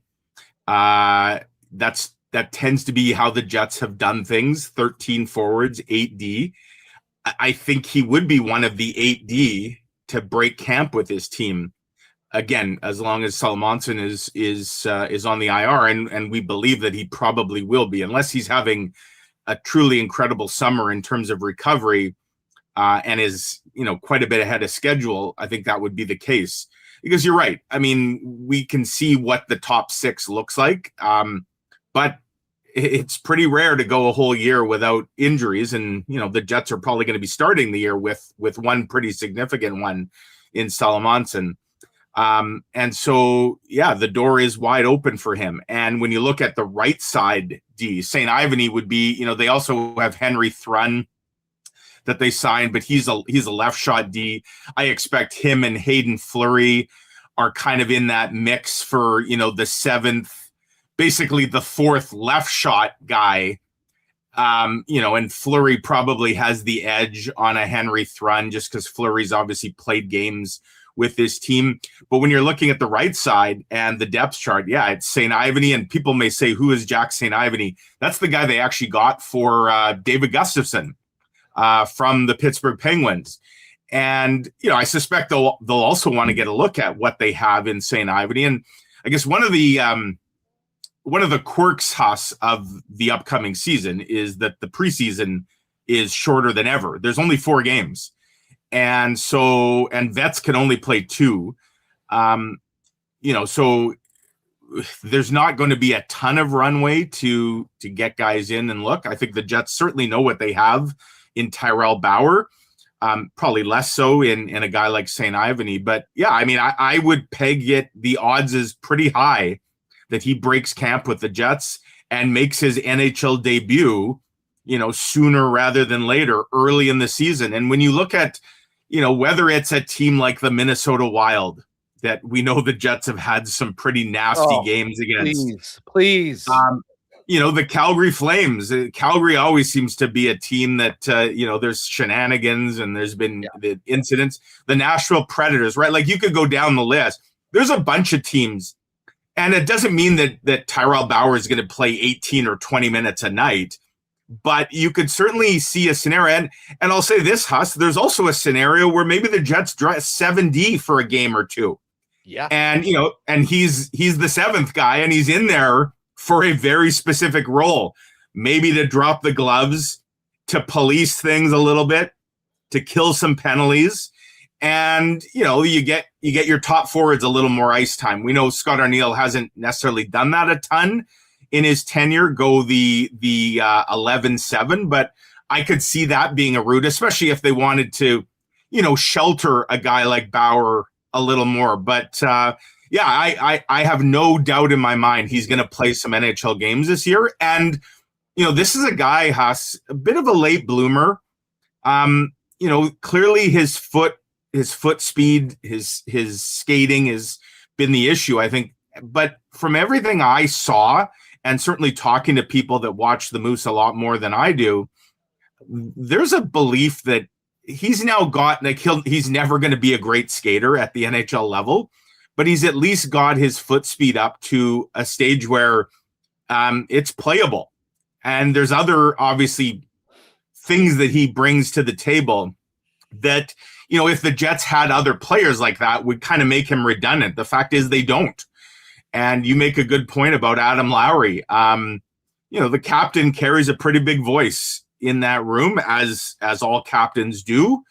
I know for a fact Adam Lowry, he's hoping to use his hands this coming season to be a lot more effective offensively, because he was not happy with his season last year, specifically what he was able to do on the offensive end of things. Adam Lowry does not want to be spending 5 minutes a game sitting in the penalty box, because he's got to stick up for teammates or whatnot. So that's a role that's certainly up for audition. And when you look at who the potential candidates are, Tyrell Bauer jumps to the top of the list. Yeah, no, listen, I mean, I think the team needs it. And again, guy probably won't be a regular. But listen, and it drives me nuts. There's a lot of people that just have written this guy off because of what they've heard about him beforehand. Can't play. We've seen this before with guys that have done well, in particular minor league, with minor league teams, and go elsewhere and get their chance. I mean, certainly when you're talking about toughness, might I point out Mr. Dennis Viel and what happened with him this year and the new 5-year, $2.5 million AAV contract. Yes. Jeff Malott has turned himself into a regular. Bauer is a guy that is as tough as anyone, will do anything for the team. There's a lot of things like, do you want him out in the final 2 minutes against the Avalanche? Probably not. But I do think there's a role for him. And listen, I'm not saying he's going to do it, but I think he absolutely deserves a chance and an opportunity to show it. And I pointing out Mario Ferraro, the addition of Ferraro. I mean, that's a third line left defenseman that is just on a different level, with all due respect to Hayden Fleury and the other guys that have played in that role.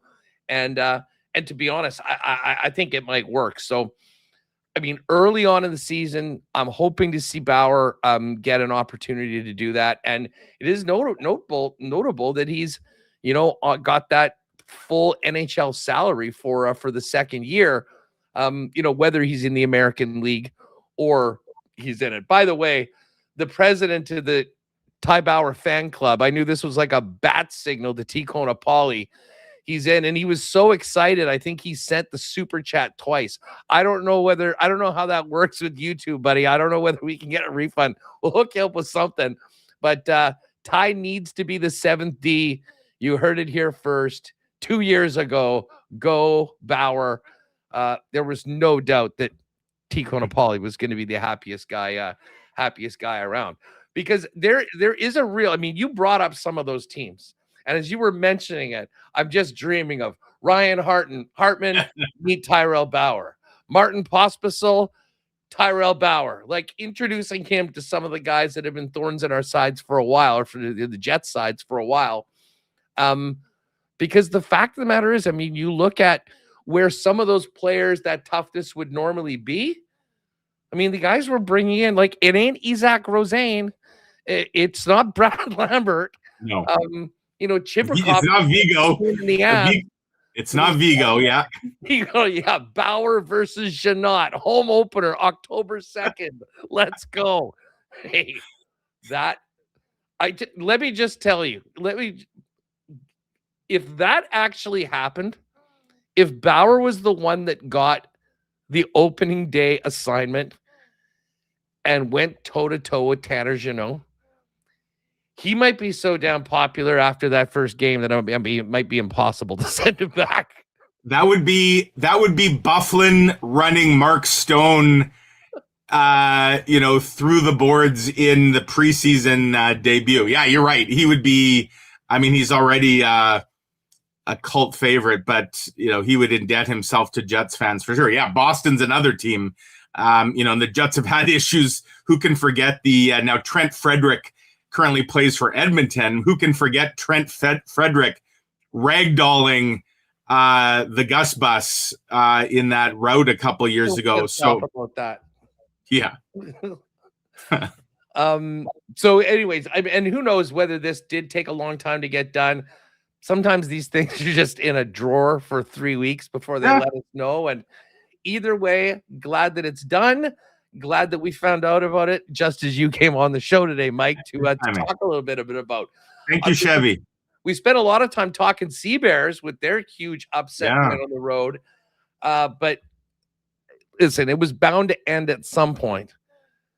But man, the Goldeyes, 13 in a row. Yeah. And now they're coming back to start a big week at home, including the Bark at the Park on Saturday. But for people that have been waiting to get out to see the Goldeyes, this is the time to do it, starting tomorrow night. Yeah, weather looks great for this coming homestand. Not too hot, not too cool. And lo and behold, the Goldeyes are suddenly, among the cream of the American Association crop. Pretty remarkable what Andrew Collier and Logan Watkins' group has done. The Goldeyes have a pretty rich history, 32 years. This is their 32nd year of existence. And there's been some really good Goldeyes teams, under Rick Forney, Hal Lanier. And no team had ever done what this year's Goldeye team had done until this past weekend, which is win 13 straight games. They made it 13 on Friday night in Lincoln. They did drop the game Saturday and then another one on Sunday, probably running on fumes a little bit. They've had a crazy schedule. Winnipeg's last 2 road trips have been absurd, just like 3 gamers to Wisconsin and Nebraska, where they've had to just dash out for just a casual 10, 12-hour bus ride to go play 3 quick games and then 10, 12 hours back. But the Goldeyes have really kind of found their niche so far this season. There's only 27 regular season games left. I believe 15 of them at Blue Cross Park. And then, good chance there's going to be some playoff baseball come September, given this surge that the Goldeyes have had. So, yeah, they've been a lot of fun to watch, kind of clicking on all cylinders. I'll be down there again this week covering them for the Free Press, and really looking forward to Bark of the Park on Saturday. It's always one of the fun games of the year. And Huss, for Winnipeg Sports Talk viewers who've fallen in love with Piper, They saw Ruby, our newest rescue. She made a cameo last week during my appearance. And Bodie, our oldest, he's more hit and miss. He's a little camera shy. Anyways, all three of our dogs, some breaking news here. All three dogs, Bodie, Piper, Ruby, are on the Winnipeg Goldeyes Bark in the Park jerseys. I believe they're on, now it's either the left sleeve or the right sleeve. But if folks who haven't seen the jerseys yet, they are a collage of dog photos.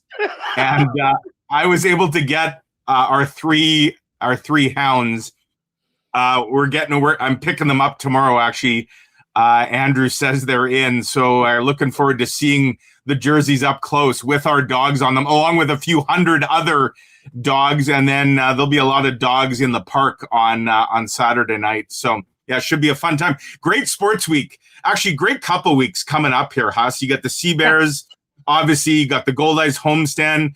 Manitoba Open is next week, which is always a highlight of the summer and something I'm always excited to cover. When you look at guys that have won here in recent years, whether it's Johnny Kiefer or Hayden Springer, like guys that have made an immediate jump to the PGA, there's a good chance somebody, maybe more than one, playing next week here at Elmhurst is going to be on the PGA Tour in the next year or so. So a lot of fun. And then, before we know it, it'll be September, Labor Day, Banjo Bowl, Jets training camp.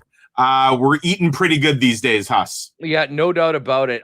Fish, by the way, just 1.5 games back. Yeah, first. Kansas City.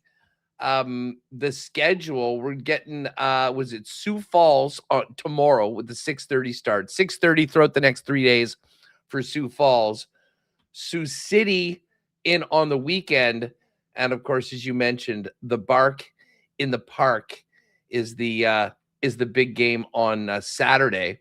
I should just check the promo schedule for what else is coming up this week. We've got the fireworks Friday, I know. Yeah, that's the Manitoba Social Night. There you go. As well. So that'll be a fun one. That, unfortunately, same night as the Bomber game. But the big one, Bark in the Park on Saturday. And then every year they give away a trip to Churchill to a lucky fan. That's happening Sunday Family Fun Day. We'll hook up with Andrew Collier maybe tomorrow to set it all up. I'm sure I was texting on the weekend, I didn't after they finally lost a game, but it was fun getting those texts, I'm sure, when you've won 13 in a row. Mike, we'll let you get up to the golf course. Thanks so much for doing this.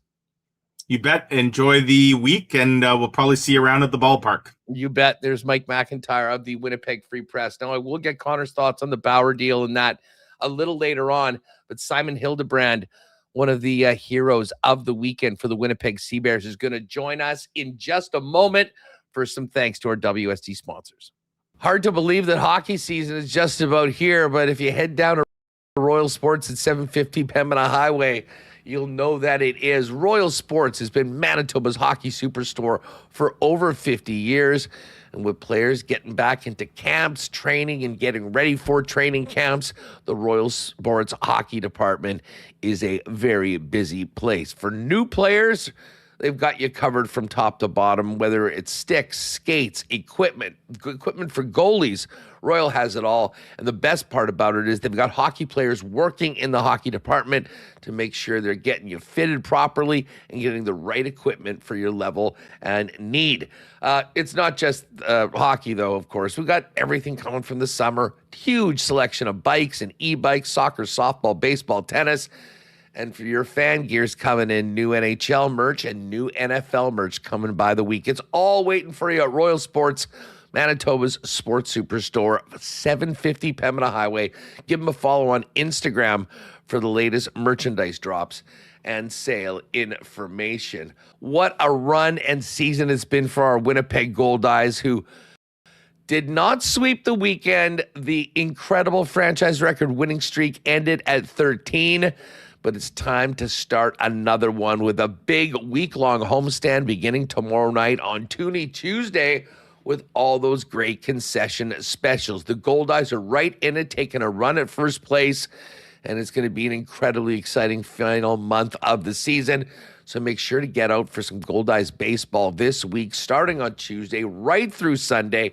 Goldeyes.com/tickets is where you're going to want to get your seats. Make sure to get them into your phone digitally so you can just walk right into the game and avoid lines.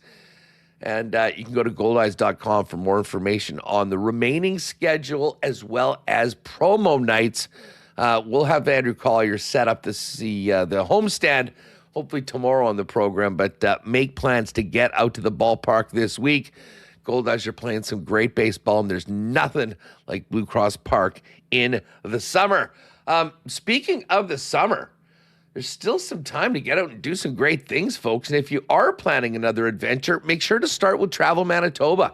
Whether you're searching for road trip inspiration, hidden gems, or the latest festivals and events, everything you need is waiting at travelmanitoba.com. Looking for ideas on the go? Follow along on social media at Travel Manitoba for real-time inspiration, local tips, and can't-miss experiences from across the province. Or if you want a personal touch, pop down to the Visitor Information Center at the Forks in Winnipeg. One of those great things to do in Manitoba during the summer is hit up Assiniboia Downs, and they are back with live racing tomorrow and Wednesday this week, 7:30 post time. Of course, that's free parking, free admission, and all the great times at Assiniboia Downs. They do also, a date to remember is August 24th. A couple Mondays from now, they'll be back at it with a special Monday night of live racing. It's the Monday Madness concession deals, and the Wiener Dogs are back. They were such a big hit earlier this year. So make a point of getting down to Assiniboia Downs, and if you do want to really do it up, make a reservation in the clubhouse dining room. Get on that prime rib buffet and enjoy the racing from the clubhouse dining room. But whether you're in the third level, on the grounds, in the dining room, there's nothing like a night at Assiniboia Downs. All right, let's get back to the Sea Bears, because before the team heads out tomorrow for Game 1, Wednesday in Brampton, hometown hero, one of the stars of the Sea Bears' big upset win on the weekend, Simon Hildebrand joins us once again on Winnipeg Sports Talk. Simon, it is great to have you back on the program, and congratulations. What a gutsy couple of wins for your team after a ton of unseen adversity sort of shook things up heading into the playoffs. Yeah, I was glad to be back. Thanks for having me on. It's been a whirlwind of a couple of weeks for us. Like you said, all these kind of last minute changes we've had, and facing some adversity. I think we've really just come together, and we're playing some really good basketball right now. I mean, listen, there was the incident with Teddy that started it all, and then you find out that two of your teammates are out going overseas. What was it like going into that Saskatoon or the game against the Mamba at home on Thursday, knowing that your team looked very different? And tell us a little bit about Mike Rainbow, the coach, and the coach's message to you guys that were still with the team going into these two games on the weekend. Yeah, I mean, it's a playoff game. Like, who doesn't want to get amped up to play in a playoff game? And it was kind of like all these guys who I think all the time are playing less minutes and have a little bit of a shorter leash are kind of like, hey, like, I'm going to play. Like, we don't have a ton of options. Like, a lot of guys are just going to get a bigger role. And all the guys who I think we feel like within the organization are great players who are good enough to have these bigger roles at other teams. We've just been fortunate that we've been so deep this year. So I think, we love the guys we have in the building. And now a lot of these guys are getting a chance to show what they can do with more opportunity. So, yeah, going into that Saskatoon game, we had such an amazing crowd. I think it just gave us a ton of energy right from the start of the game, and we just ran away with it. Was that game, like, the one thing that stood out to me? I mean, there was a couple times where, the shooting wasn't, the shots weren't dropping. But, I mean, it was maybe the most efficient game I've ever seen from a Sea Bears squad, in that, you were creating things, you were giving yourselves opportunities. I mean, there was 2 turnovers in the entire game. I think the turnover was 19-2. I mean, for a bunch of guys that were playing up in a roll, I mean, I don't think you could have had a better blueprint for a team victory than the way you did in the first game of the playoffs. For sure. I think we've been playing really well together, and it's kind of become more of like a, hey, like we're gonna have to win by doing all the little things, right? Like by taking care of the ball and maybe switching up the defense a little bit and making them turn over and maybe make a couple more safe plays and turn over less ourselves. So it's been, yeah, definitely a little bit of a whirlwind, but You know, the one thing that stood out that I was just so impressed with yourself, DJ Burns.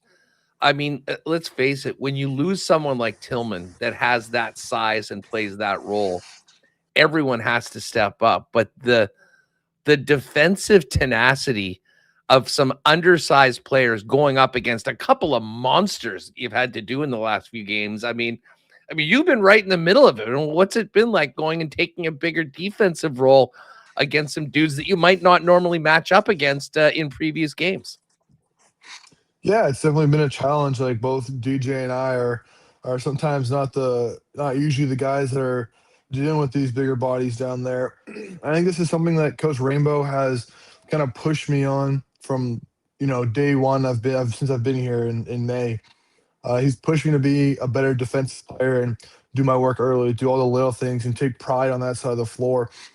And I think doing that and getting good repetitions of that throughout the whole year has kind of led to where we are now. And I think it's been, I've been more confident as the season's gone on. And yeah, I'm still going to make my mistakes, but if it can be, fewer mistakes or, if I can erase those by maybe making another defensive play somewhere else, we'll live with that. Simon, take us to Saturday afternoon in Vancouver. I mean, you were just there a week ago with the full lineup. Now, you did have some travel issues going in, but I mean, the game wasn't really close. Now you're without your leading scorer, a couple of other important guys. You're on the road knowing that there's no tomorrow if you don't win. How did you guys get it done? Yeah, we just kind of came out firing, came out with energy, and we know Vancouver gets a pretty good crowd, and like they really feed off that crowd. So we tried to, get a really good start. Then again, we had adversity hit. We had a couple guys with already a shortened roster, a couple guys with big foul trouble, and we had so many guys make a bunch of winning plays on both ends of the floor, and we really just stuck together as a team and kept chipping away like minute by minute, possession by possession. And yeah, I think we got stronger as the game went on, and it really showed towards the end when we kind of built a little bit of a lead going into target time. You mentioned the foul trouble. I mean, like I was amazed. I mean, getting a chance to see Xavier Moon with what he did in that first game against the Mamba. I think he played the entire game outside of like 3 seconds or something like that.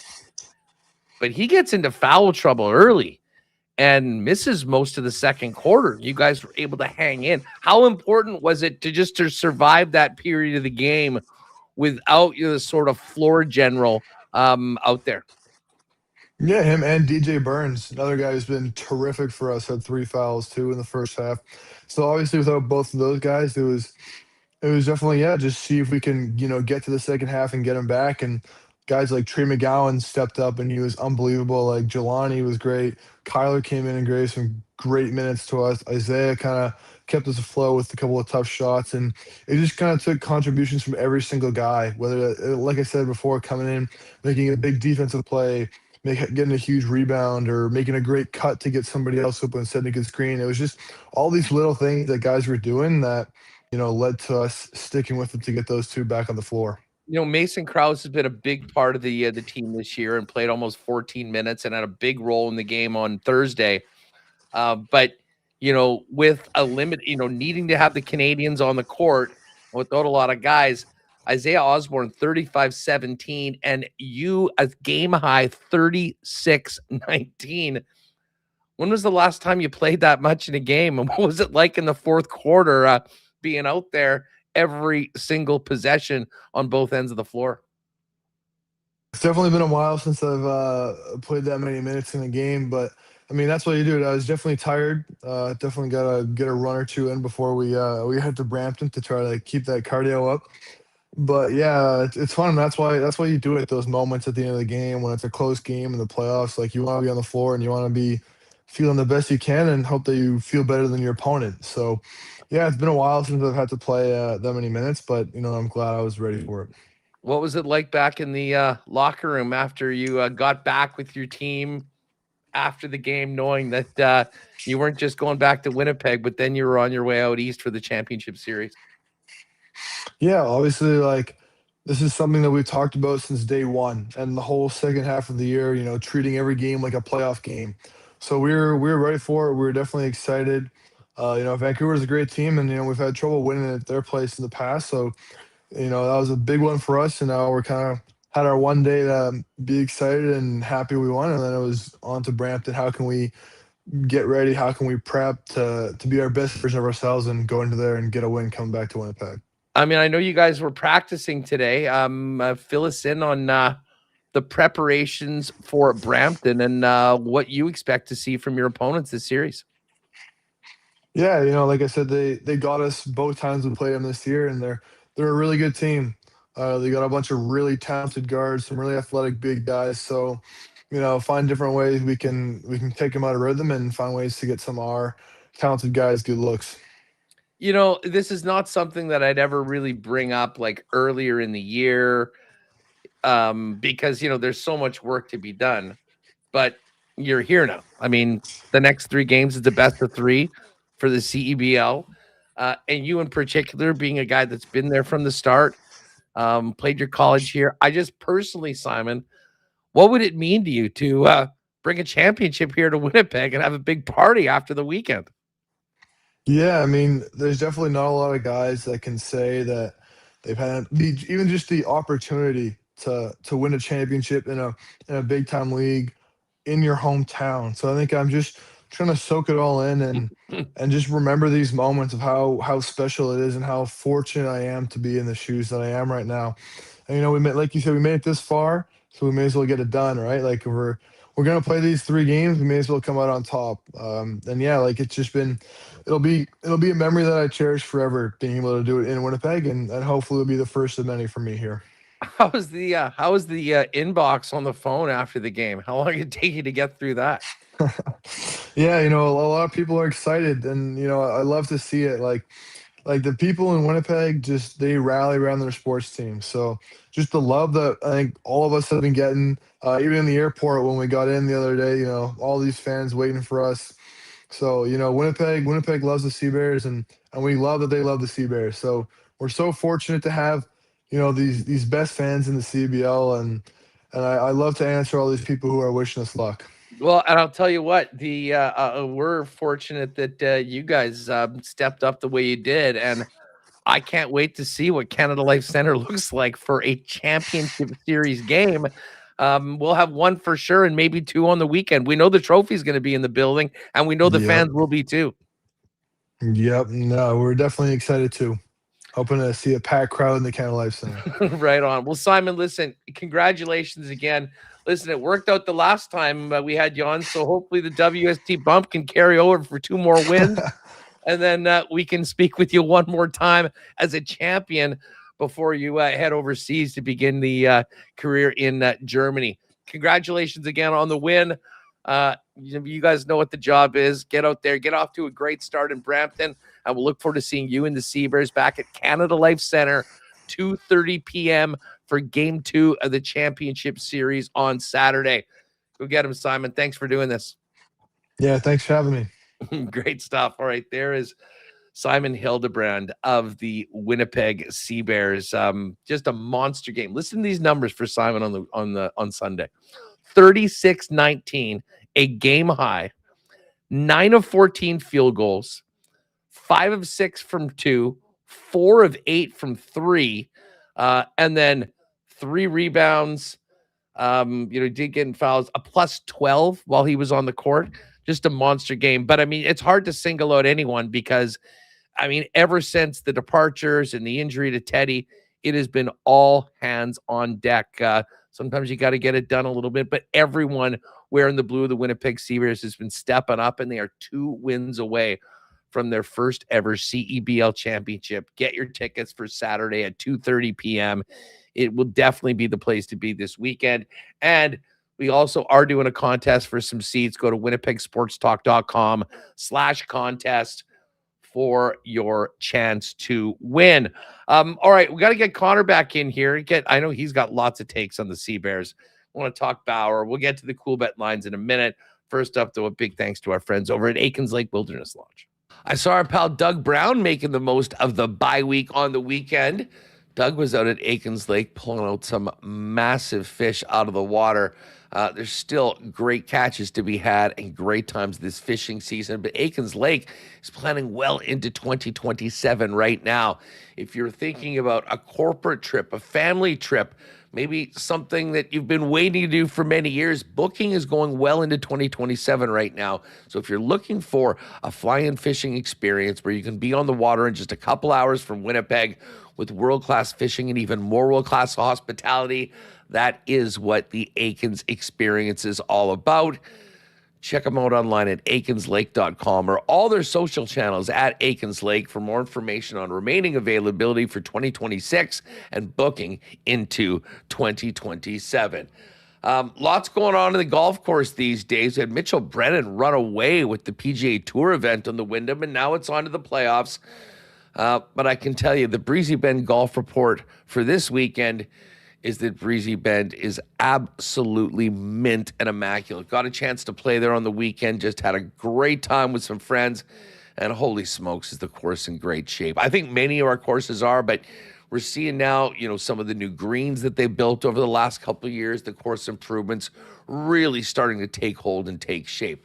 If you are thinking about a great long-term home for you and your family at one of Winnipeg's top private courses, check out breezybend.ca or give our pal Corey Johnson a call at 895-7205 for more information on Breezy Bend for 2027. All right, we'll continue the show, but first up, let's give a big cheers to our friends at Winnipeg's favorite local brewery, Little Brown Jug. You train day in and day out, learning new techniques, approaching new concepts, and living out the thrill of achieving your goals. Building a craft beer is no different. While you spend your hours on the ice, we spend ours here, brewing our trademark beer.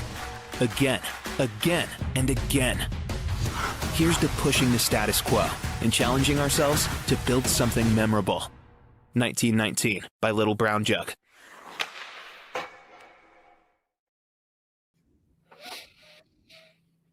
All right, let's get Connor back in here. Connor, what a great chat with Simon Hildebrand. He's become a favorite of mine to talk to. He's just so down to earth. And, it's kind of wild because, we've been talking to him for years on the program, start with the Bison, obviously, the Bisons, and then, of course, with the Sea Bears. Crazy. He's only 23 years old right now. Yeah. And it just goes to show how unique some athletes' career paths can be, right? Like when Simon Hildebrand was growing up, playing basketball, striving to be a professional basketball player, there was no CEBL. And now here he is 2 games away, and he just spoke about how awesome it would be to win a championship for his hometown city. And he's playing a massive role for this Sea Bears team. So it's so cool. Like you said, such a down-to-earth guy. And like I said earlier in the program, with the departure of Jeremiah Tillman and Emmanuel Acott, the Sea Bears have needed a Canadian big to really step up. Well, Simon Hildebrand is that, and he's stepped up in such a big way. He's been the X factor for the Sea Bears, plain and simple, through the first couple of games here of the playoffs. So I'm expecting him to have some big games in the finals as well, and they'll need it. The Sea Bears will, if they want to be victorious and be the champions of the CEBL. Yeah, we'll talk lots of Sea Bears this week. Game 1 on the road Wednesday night, and then back here Saturday afternoon, 2:30 p.m. Connor, while Mike came on, we got the breaking news. What do you think of the Ty Bauer contract? Yeah, very, very kind of the Winnipeg Jets to drop that one at 159, right as Mike was coming in. Yeah, love that. Guys. Thanks, Jets. But I think the most interesting part of this, Huss, and you guys touched on it well, I thought, was the difference in the two-way deal for the first year and the one-way deal for the second year. And obviously, that doesn't mean that he's like no longer waivers, because it has nothing to do with waivers. It's strictly how much he's getting paid. So they're promising him NHL money, like you said, Huss, for the second year of that contract. And I found it interesting that Mike was very confident that Tyrell Bauer will get in games. I know the Elias Salamontan injury is prevalent here, and certainly he could be a guy that plays the first couple of games of the season or debuts on opening night and fights Tanner Jeannot, as T. Konopali was super chatting about earlier today. But yeah, it's a player that his skating has improved. I still think it needs to go to a couple more levels to be an everyday NHLer. I think Ty Bauer knows that. I think the Jets organization knows that. But I do find it interesting that they're promising him NHL money for the second year of the deal. We'll see how many NHL games, if any, he plays this upcoming year. There's certainly a role there in that third pair right shot D with Salo hurt for the first little bit. And hey, another year with the Moose, refining his skating even more wouldn't help, or wouldn't hurt, I should say. So yeah, it's an interesting signing, and I definitely found the one-way part of the second year the most interesting, of course. Yeah, I mean, listen, this is kind of similar to the Chibrikov deal last year, which was a 2-year deal, 2-way the first year, 1-way the second year. I mean, it doesn't guarantee you anything other than what the paycheck is going to be. But I really do think, and I mean, listen, I'll get your thoughts on my take that the addition of Mario Ferraro on that third pairing, and granted, again, when healthy, he's not in the top 6.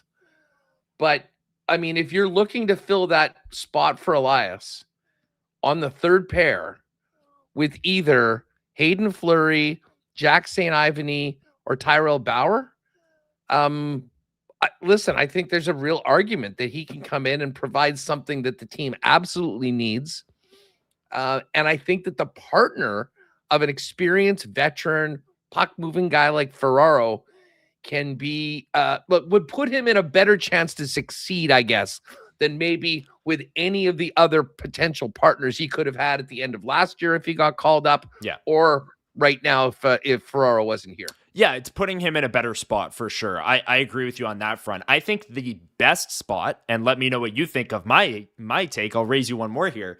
The best spot for Tyrell Bauer to come in is, I think Mike said this as well, the Jets going 11-7 for a game, and he plays like 5 minutes and fights and does what Tyrell Bauer does, but he's not playing 12.5 minutes on a third pair, especially like you mentioned on the road, final 2 minutes against the Avs. Like, road games would be really tough because an icing, you're out there, here comes McKinnon and Natchez and all these great players, and you can't really hide him as much.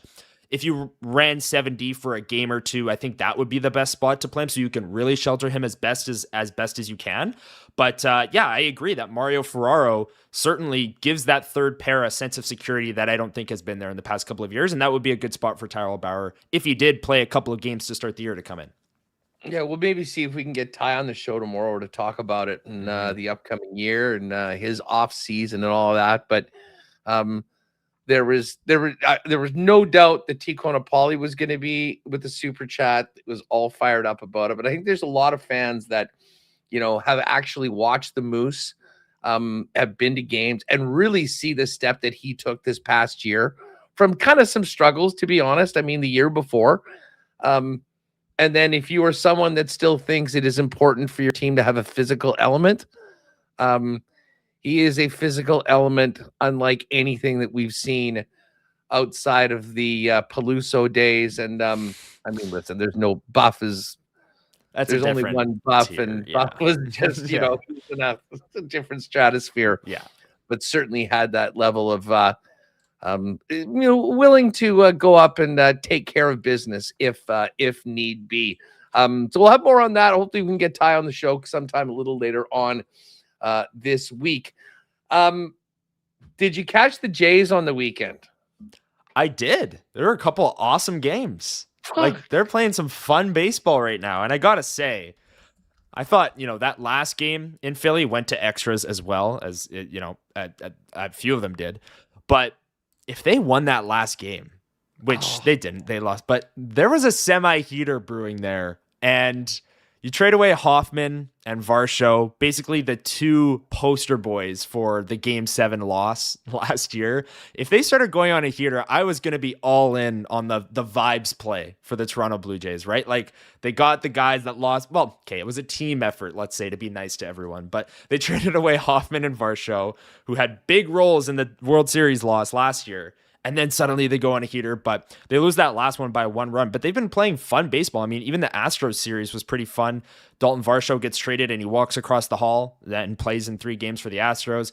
They go and play the Cubs in a weird 1-game series. Thankfully, Kevin Gausman didn't play in that game because I felt that would have been really weird for all parties if Gausman's first start. Gausman said as much. Yeah. He's like, I'm good at anything, but please don't make me have my first start against the Jays. No, that would have been bad just for everyone involved. But those games against the Phillies were very entertaining. Hopefully the Blue Jays can keep playing that entertaining style of baseball that we know that they can play. If they make the playoffs, great. If they don't, we're at this point of the season where it's very much a coin flip, but we need something on weeknights in the summer to get us through sports-wise outside of the CFL, of course. So the Jays being entertaining on a nightly basis would be fun. Yeah, and you know what? Gausman, I think if you're a Jays fan, everyone's kind of pulling for him to do well in Chicago with the Cubs. He had his first start at the K in Kansas City on Friday night and had a really nice one. He gave him an RBI single in the first inning and a homer in the 5th, otherwise held the Royals in check. 2 runs on 4 hits and a walk in his 7 sharp innings in his debut. And, you look at where the Jays are right now. They've actually won 4. I mean, whatever. The Cubs game was a one-off game, but the Jays have actually won 4 straight series, and we're right on the cusp after the comeback yesterday of potentially sweeping a really good Phillies team. Now, it's good that you can hang with good teams because that's exactly what they're going to have to do. They are starting a season-defining 2 weeks in the American League East. It's Boston, it's the Yankees, it's Tampa Bay. I know a lot of people have written them off, but the Red Sox are a perfect example of a team that was completely written off and then got red hot. And I will say there are some signs right now from this team that they are certainly not willing to throw in the white towel on the season, despite what happened at the deadline. Well, you know what's puzzling about the Blue Jays this season, Huss? Guys like Ernie Clement have been awesome, right? All-star. Nathan Lucas hits a 2-run shot in extra innings the other day. Awesome. Cease, Cy Young candidate. Varland, maybe the best closer in baseball, him or Mason Miller. If Vladimir Guerrero Jr. was clicking at the level that we know he can, they'd probably be in a playoff spot right now. Yeah. Oh, yeah. And he's in year 1 of a 14-year, $500 million deal at a prime age. Like at 27 years old, he's having the worst season of his career. It's completely puzzling. Him and Cal Raleigh, they were, battling it out in the ALCS last year. Raleigh's having an even worse season by statistically compared to Vladdy. But it's just crazy to look at the Jays and be like, man, if their 3-hole hitter, who is their superstar, who carried them to the World Series last year, like he was awesome in the playoffs. If he was just clicking at, an average pace, if he was having an average season by his standards, the Jays would probably be in a playoff spot right now, which is crazy to say. But if Vlad can get clicking, which is a massive if, I mean, it's almost the middle of August and he's still not, then maybe the Jays can start going on a run. But it's still fun to watch these scrappy ball players like Clement and Lucas battle nightly. It's good. Yeah. If you would have told, what do you think the Cool Bet guys, what do you think the odds we could have gotten on for Jimenez to have more homers than Vlad? You want to hear my worst futures bet? It's still pending. There was a Jays exclusive going into the season. Let me find it here. I think it was like Vlad to hit 40 homers. Yeah. Yeah. Vladdy to hit 40 plus regular season homers was plus 425. And that's just sitting in my Cool Bet account right now. Well, the funny thing is, it probably would have been about plus 2,500 or plus 300 to have Vladdy have under 10. Yeah, true. I mean, very true. It's been nuts. And the one guy we haven't mentioned is Okamoto. Yeah, and you know what? This is what's so nuts about this Jays season. Like you make it to, and maybe there's something to be said for that long playoff run and the disappointment of coming so close and not getting it done. But I mean, their off-season moves have been incredible. I mean, Cease might win the freaking Cy Young. Okamoto has been way beyond what they could have expected. Tyler Rogers too. It was Tyler Rogers has been unbelievable in the pen. Yeah. But then you look at, obviously George Springer, I think, sort of the clock struck midnight on George. Varsho, just didn't have it this year. Kirk got hurt early. And then the pitching things. So, Mhm. I mean, we'll see. There's no days off, not even a day off today. I mean, they are right back in it. And this week, I would almost say this week, Connor, is probably going to decide whether we're having legitimate wild card conversations with the Jays. Because, if they can go, say, 5-2 this week, then I think I think you got a chance. They've been very good against the Yankees. Yeah. They can't beat the Rays, and the Red Sox is sort of up and down, but you're playing a Boston Red Sox team that's in a very different spot than they were earlier on this season, beginning tonight. Yeah, I'm getting deja vu talking about a team that is in the wild card race, but has a lot of teams to pass, but it's deceivingly close. Sounds like the Winnipeg Jets from last year, but the Jays are 3.5 games out of a playoff spot, folks. Too bad they have 6 teams ahead of them that they need to pass in the AL wildcard. And that's why you got to just go on a complete heater. You can't count on everyone else sucking. Totally. You got to win 9 of 10. That's what everyone's been doing up until this point, so that it's close. Everyone's been sucking up until the middle of August. But yeah, the next team of this bunch to go on like a 8-1 stretch or a 12-2 or something is going to be the playoff team. They'll separate themselves, and who knows, maybe the Jays are that team. But you look at the AL wildcard standings and it's like, man, they're only 3.5 games back, but there are a lot of teams in front of them that they need to play mediocre baseball while the Jays get on a heater, and a lot needs to happen for that, for sure. Let's head over to the Cool Bet lines, and we may as well start off with the Blue Jays and the Red Sox. Big pitching advantage for the Sox tonight. Sonny Gray's on the hill. Did I see that correctly? He's 14-2. Really? Let me just pull that up again. Yeah, he's 14-2 with a 2.78 ERA. Canadian Jameson Talon making his second start for the Blue Jays tonight. No surprise, the Jays are an underdog, although could have maybe been bigger. Plus 130 for Toronto. Boston minus 161 for tonight's game. I did put together a little ride with Huss. Let's see if it's up here. Yeah, here we go. Oh, and they got me a nice boost too. We've got the Rays over the Athletics, the Milwaukee Brewers over the Padres, and Tarek Skubal's second start for the Dodgers. They're playing Kansas City. We're taking the Dodgers minus 1.5. That one was plus 433. We got it boosted for you up to 5-1 in the combo cards right at the top of the page. Let's get to CFL lines. Just as we do this, Connor, we mentioned Zach Caleros back in practice right off the top. This is a game for Winnipeg that they need so badly. Like, it is funny that they can, hold on to third place right now in the division with the victory because what's happened with Calgary. But BC is right there. And I think you pointed this out on Twitter earlier. But once you get past this Ottawa game, it is a gauntlet of the 3 best teams in the league. Edmonton, Montreal, 2 against Saskatchewan, which they could be 15-0 and they wouldn't be calling the dogs off against the Bombers. So for sure, to me, this is the most pivotal month, and we're going to find out about this Winnipeg Blue Bomber team as we get into the second half of the season. Are they better than they've shown so far? Can they raise their level? I don't know if they're going to need to particularly raise it in a big way to beat Ottawa, but they certainly will if they're going to be doing it against any of those other 3 teams we mentioned.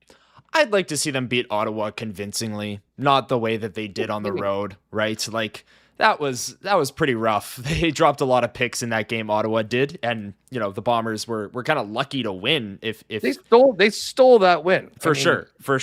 I asked Schnitzy and the chat this morning on the WST Bombers report. I also asked it yesterday, but there's kind of a variation here, and I'll ask it to the people in chat here with us on the Daily Show. The Bombers' next 5 games: versus Ottawa, at Edmonton, versus Montreal, at Saskatchewan, versus Saskatchewan. Huss, if I offered you 2-3 over that stretch with a win over Ottawa and a win in the Banjo Bowl, would you take it? Oh, we win the Banjo Bowl? Yeah.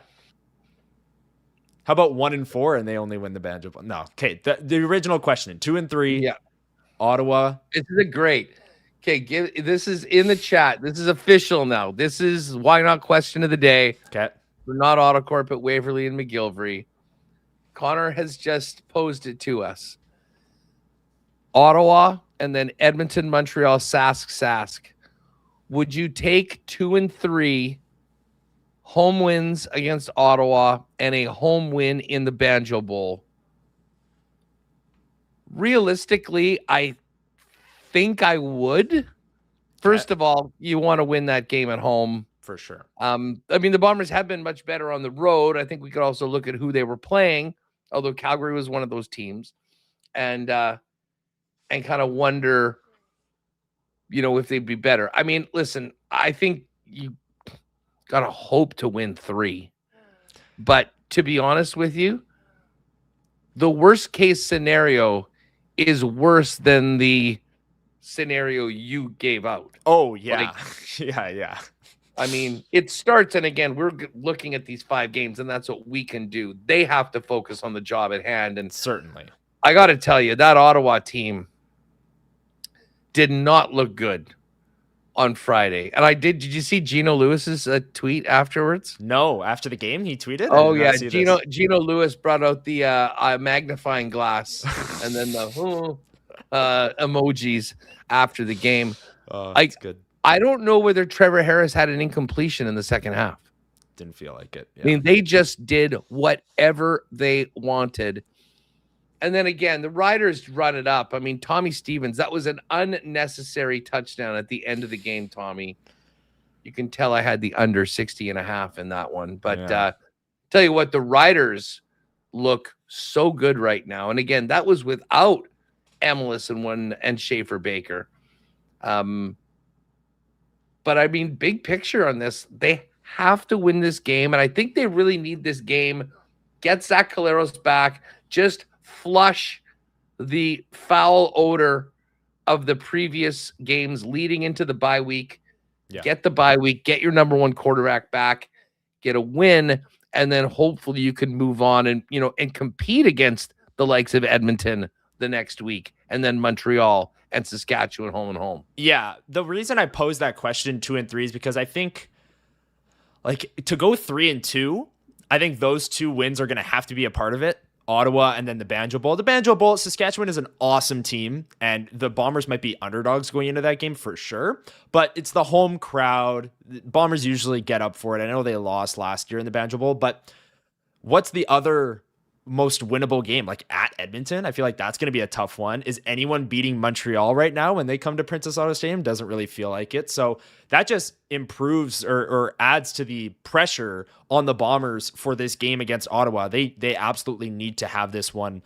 No doubt about that. And you look at the lines for this week. I mean, they're 6.5 point favorites, Huss. This is one at home coming off the bye. You got to have this one for sure. Yeah, no doubt about it. Just before we give you an update on the CFL Pick'em with Coolbet, let's these are the opening lines right now where things are at. Calgary's 5.5 point favorites at home against BC. That's the Thursday nighter. Bombers, Red Blacks, Friday Night Football. Dusty and Luke will be here to call it. Bombers are 6.5 point favorites at home. You've got Toronto in Edmonton to take on the Elks. Elks are 4 point favorites. And then Saskatchewan in Hamilton, Riders laying 5.5. So not a lot of short lines, but nothing over a touchdown right now. Pretty interesting week in the Canadian Football League. Now, those are the spread picks. The CFL Pick'em contest continues, and week 10 is in the books. Shout out to Pat who sent this over. Izzy 9991 and Cowboy tied with 40 points this week. Nice work, gentlemen. Both have been credited. They split the prize, so each got 25 into their account. And Izzy, with that 40-point week, takes the solo lead. He passed Tedlai and Skins right now. So the way things are looking is Izzy is in first with 195. Skins 44 is at 190. Ted Light 2, 185. Rob Pepper 180. And look at this. Look who's in fourth. It is none other than your tag team partner on No the way. Bomber Report. Yes, Mr. Zach Schnitzer. Just pulling up the tournament and the Let me standings. try and get this here too. Yeah. Schnitzy and Cold Friesen are at 175, 5 and 6. 165 for Great Par and Bam Bams. Big Hands and Cowboy with that big week. Cowboy jumps up to 160 as well. The updated WST leaderboard. Oh, Patty in the chat. I'm coming for your asses after a 25-point week. I got 150. Remus is 145. You are 115.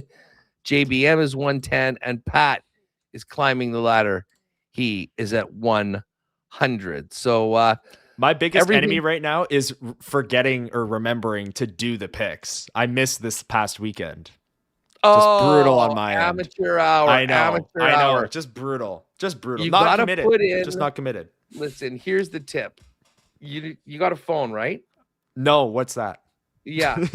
Go into your either reminders or just your calendar. Yeah. And Wednesday night, a thing. CFL picks. And it just pops up. It's a good thing. Thursday games. So I have mine in on Wednesday night. Like, did I do my picks? Yeah. Usually I'm locked in and I get them done before. But if I didn't, I would have it. So nice. That's a tough look. It's a tough look. It's Connor. a tough look. I gotta wear it, but it's tough. Yeah. Let's see here. So yeah, 150. Lots of 150s right now. Myself, Spills, Packety, Yakman, Big Money Kev, D Carpy, Derek McGoran, Bridget. Look at Bridget at 155. Nice work. Again, first prize is the Grey Cup experience. Trip to Calgary for the Grey Cup. Second place is 500. Third place is 250. So you gotta keep those picks coming in. We're all chasing. Well, now we're chasing Izzy. But it's been back and forth. Izzy's been in first at one point. Skins, Tedley, I think Rob Pepper. And as we mentioned, with a exact result in a game or two, you can really leapfrog a lot of people. But congratulations to Izzy and Cowboy this week.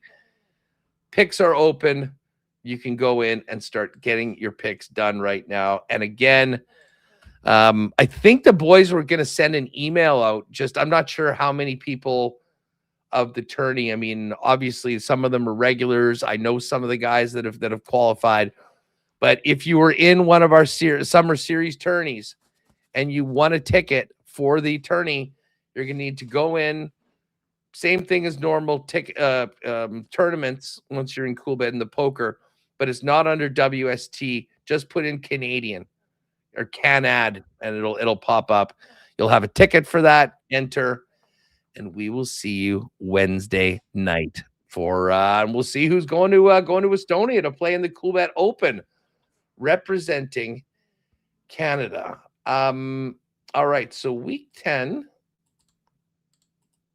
Week 9 is in the books. Hold on a second here. Week 10 is in the books as well, I believe. It's in the books. Okay, so I guess they have not opened up the picks. Will be able to probably later on today, I'd imagine.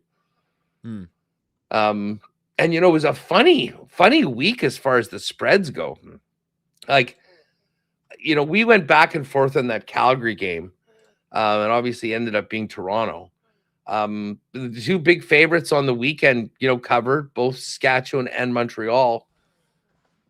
If I told you that one road team was going to cover a spread, I don't think I would have thought it was the Hamilton Tiger Cats. But Nathan Rourke and BC sort of survived that game. They certainly didn't look like they were in mid-season form, and I guess I get it with your quarterback coming back. But bottom line for BC, they've won 2 in a row. They found ways to win, and now BC is right back in the thick of things in the West. Yeah, I fully agree with you. I did not think Hamilton would be the team to make it a game. I also I'm kind of stunned Calgary lost. I know, they're 4-5 on the season. A lot of their losses have been close. I'm not shocked in the fashion in which they lost, which was another close game. But yeah, like Calgary, I thought was just going to be rolling. They came into Winnipeg and put up 52 points and won 52-30. Then they went to Hamilton and put up 44 points and won 44-20. I thought they were going to keep on rolling through Toronto, but credit to the Argos with a pretty good crowd in Toronto, got the win 33-30. And Elks Alouettes was the main event. The Alouettes put up near 48 points, like unbelievable. How about Tyson Philpott? Justin Rankin was getting the first 3-4 weeks in terms of MOP hype Huss. Tyson Philpott is on pace for 2,300 yards and 14 touchdowns and almost 150 catches. This guy's playing out of his mind so far this season. In Montreal, that'd be an all-time. That'd be the greatest receiving season in the history of the Canadian Football League. Yes, and he had 3 touchdowns against the Edmonton Elks, like a game of the week. And this guy, like, it's just too easy for him. Davis Alexander has that offense playing at such a high level right now, and Tyson Philpott is so much fun to watch. They chuck it up to him in double coverage. Doesn't matter. He's coming down with it. You know what the crazy thing about it is they're basically just running. Philpott's leading Tice. Exactly. That's it. Just two guys are getting it. I'm looking at the receiving numbers from the game, and we're like, okay, Philpott, or it was Sneed, 5 catches on 5 targets for 146, like averaging almost 30 yards a carry. Philpott's the guy. Davis Alexander went to him 12 times, 10 were caught for 131 and the 3 touchdowns. The only other receiver to catch passes was Cole Spiegel with 34 yards on 4 passes right now. So everyone seems to know who he's going to, where it's coming. They just can't stop it. And, even with just those 2 receivers, Alexander still passed for over 352 yards. Crazy. In a clinical 4 touchdown, 1 pick, 22 of 28 performance. Yeah, unbelievable. And as someone who has Davis Alexander and Tyler Sneed in fantasy, I'm having a good year so far. And how about this? I picked up Travis Tice off of waivers prior to week 1. He's been an incredible waiver wire pickup for my squad. He's been my running back basically all year, and I've have now the luxury of putting Brady Oliveira in my national flex spot. So our fantasy league is heating up a little bit. Schnitzy's in first in that as well. When you look at the WST leaderboard for the Cool Bet Pick'em and for our fantasy league, he's in first. Remus is in second. I'm in third. Hammer in fourth. Huss, you're in fifth. And then Liss, 1-9 in last. Tough season for Liss so far, but maybe she. Oh my God, I'm the one that gave her the win. You're like if the Bombers lose to Ottawa this week. It's like you're the one that. Oh my God, the Rum Hutters! What a terrible, terrible week. Is that an inexcusable loss, Huss? Many fans are saying. Loss.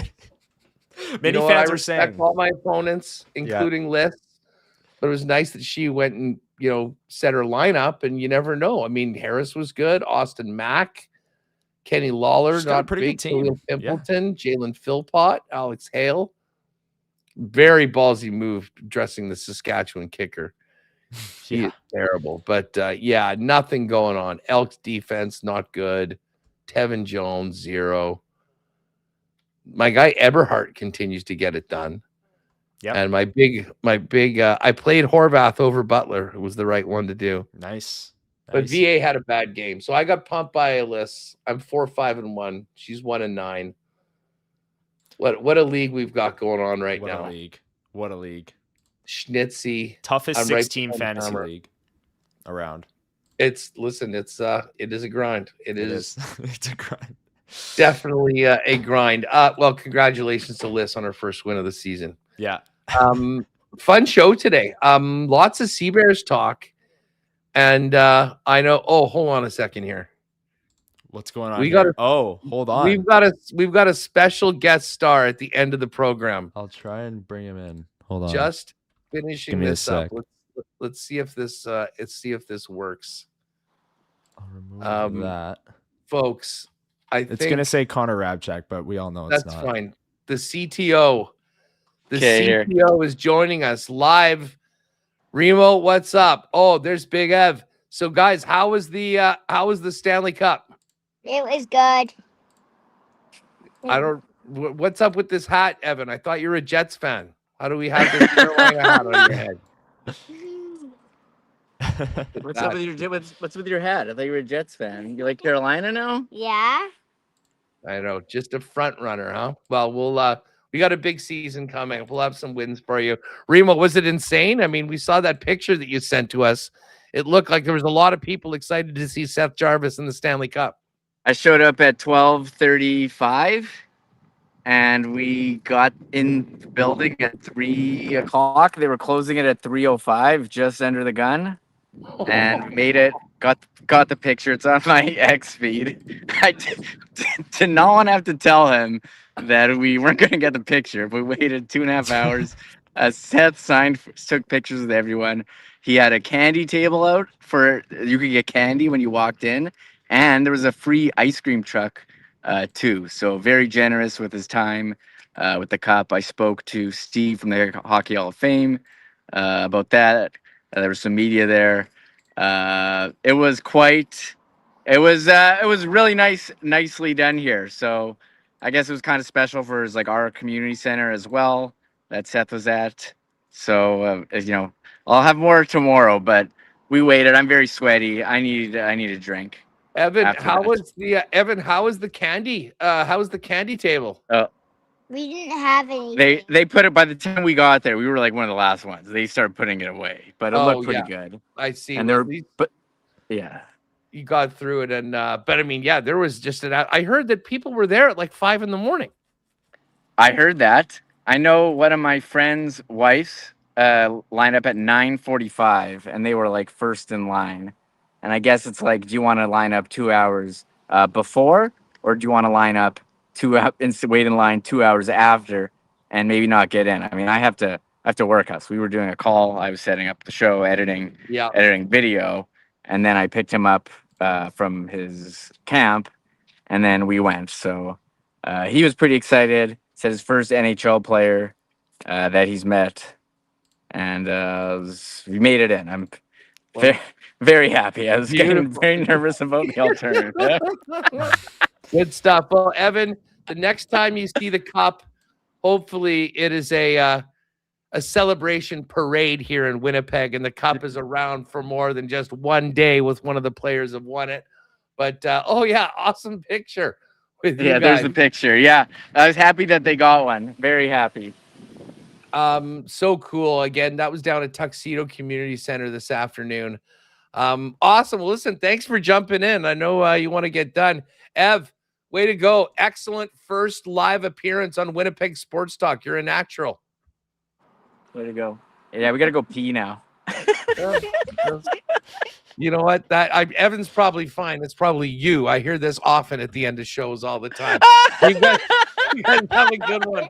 I'll see you. We'll talk to you later on, and we'll see you tomorrow. Yeah, I'll talk tomorrow. Good stuff. Connor, that was hilarious. Just a little drop in at the end of the show by Reem. Yeah.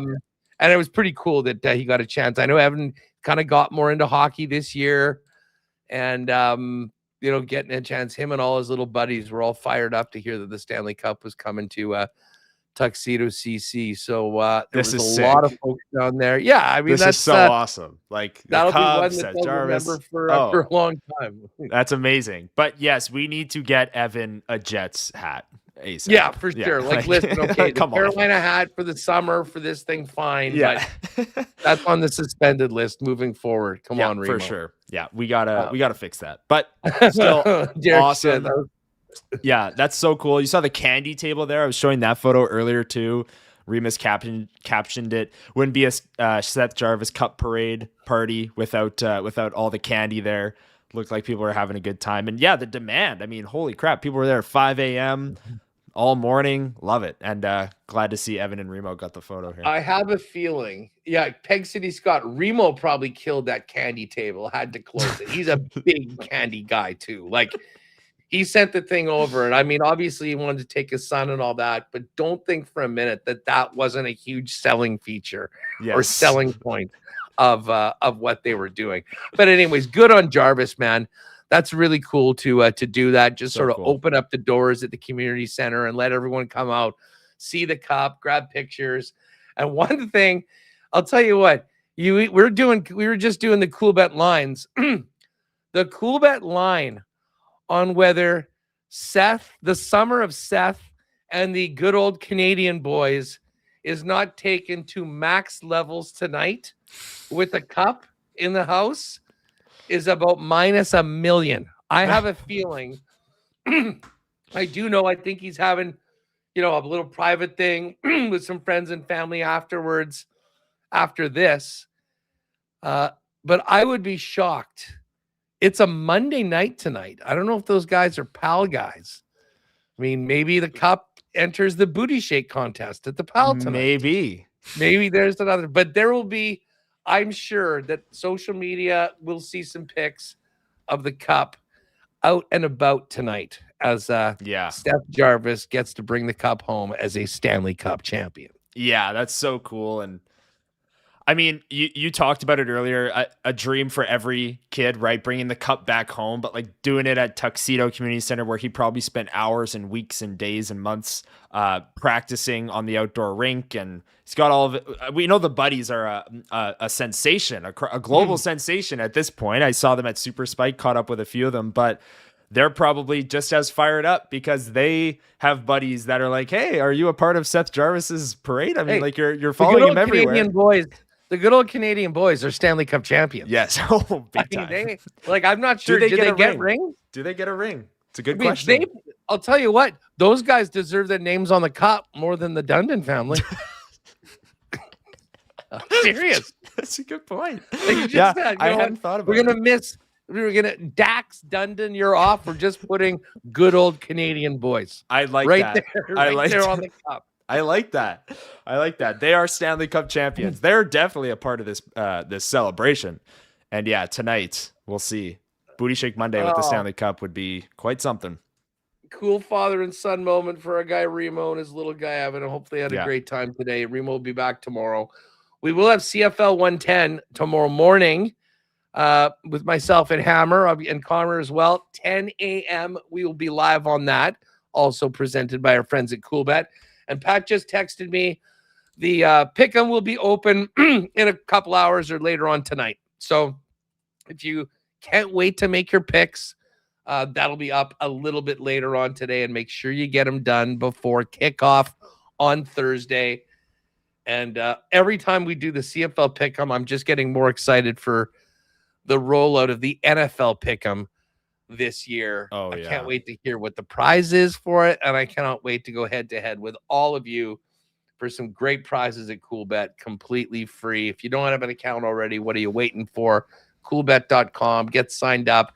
Just start making your picks for the CFL. Free $50 a week is up for grabs. And then again, over the next week or so, we'll have details on the NFL pick'em, which is going to start in week 1. Connor, fun stuff, buddy. And we're going to be doing this show together all next week.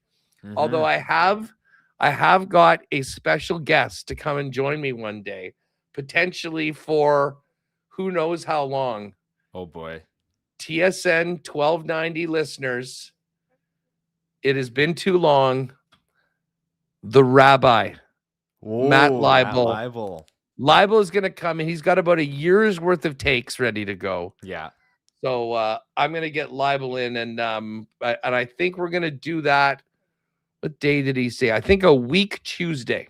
Okay. I think the 18th. So for all of you big fans of Matt, he will return to the show while Remus is away. But lots of Connor and myself coming up over the next couple weeks. Remus will be back for the rest of this week, and then it'll be the two of us next week. That is going to do it for us. What's up tonight? Anything going on? Maybe watching a little Blue Jays tonight. Glad that they're on tonight.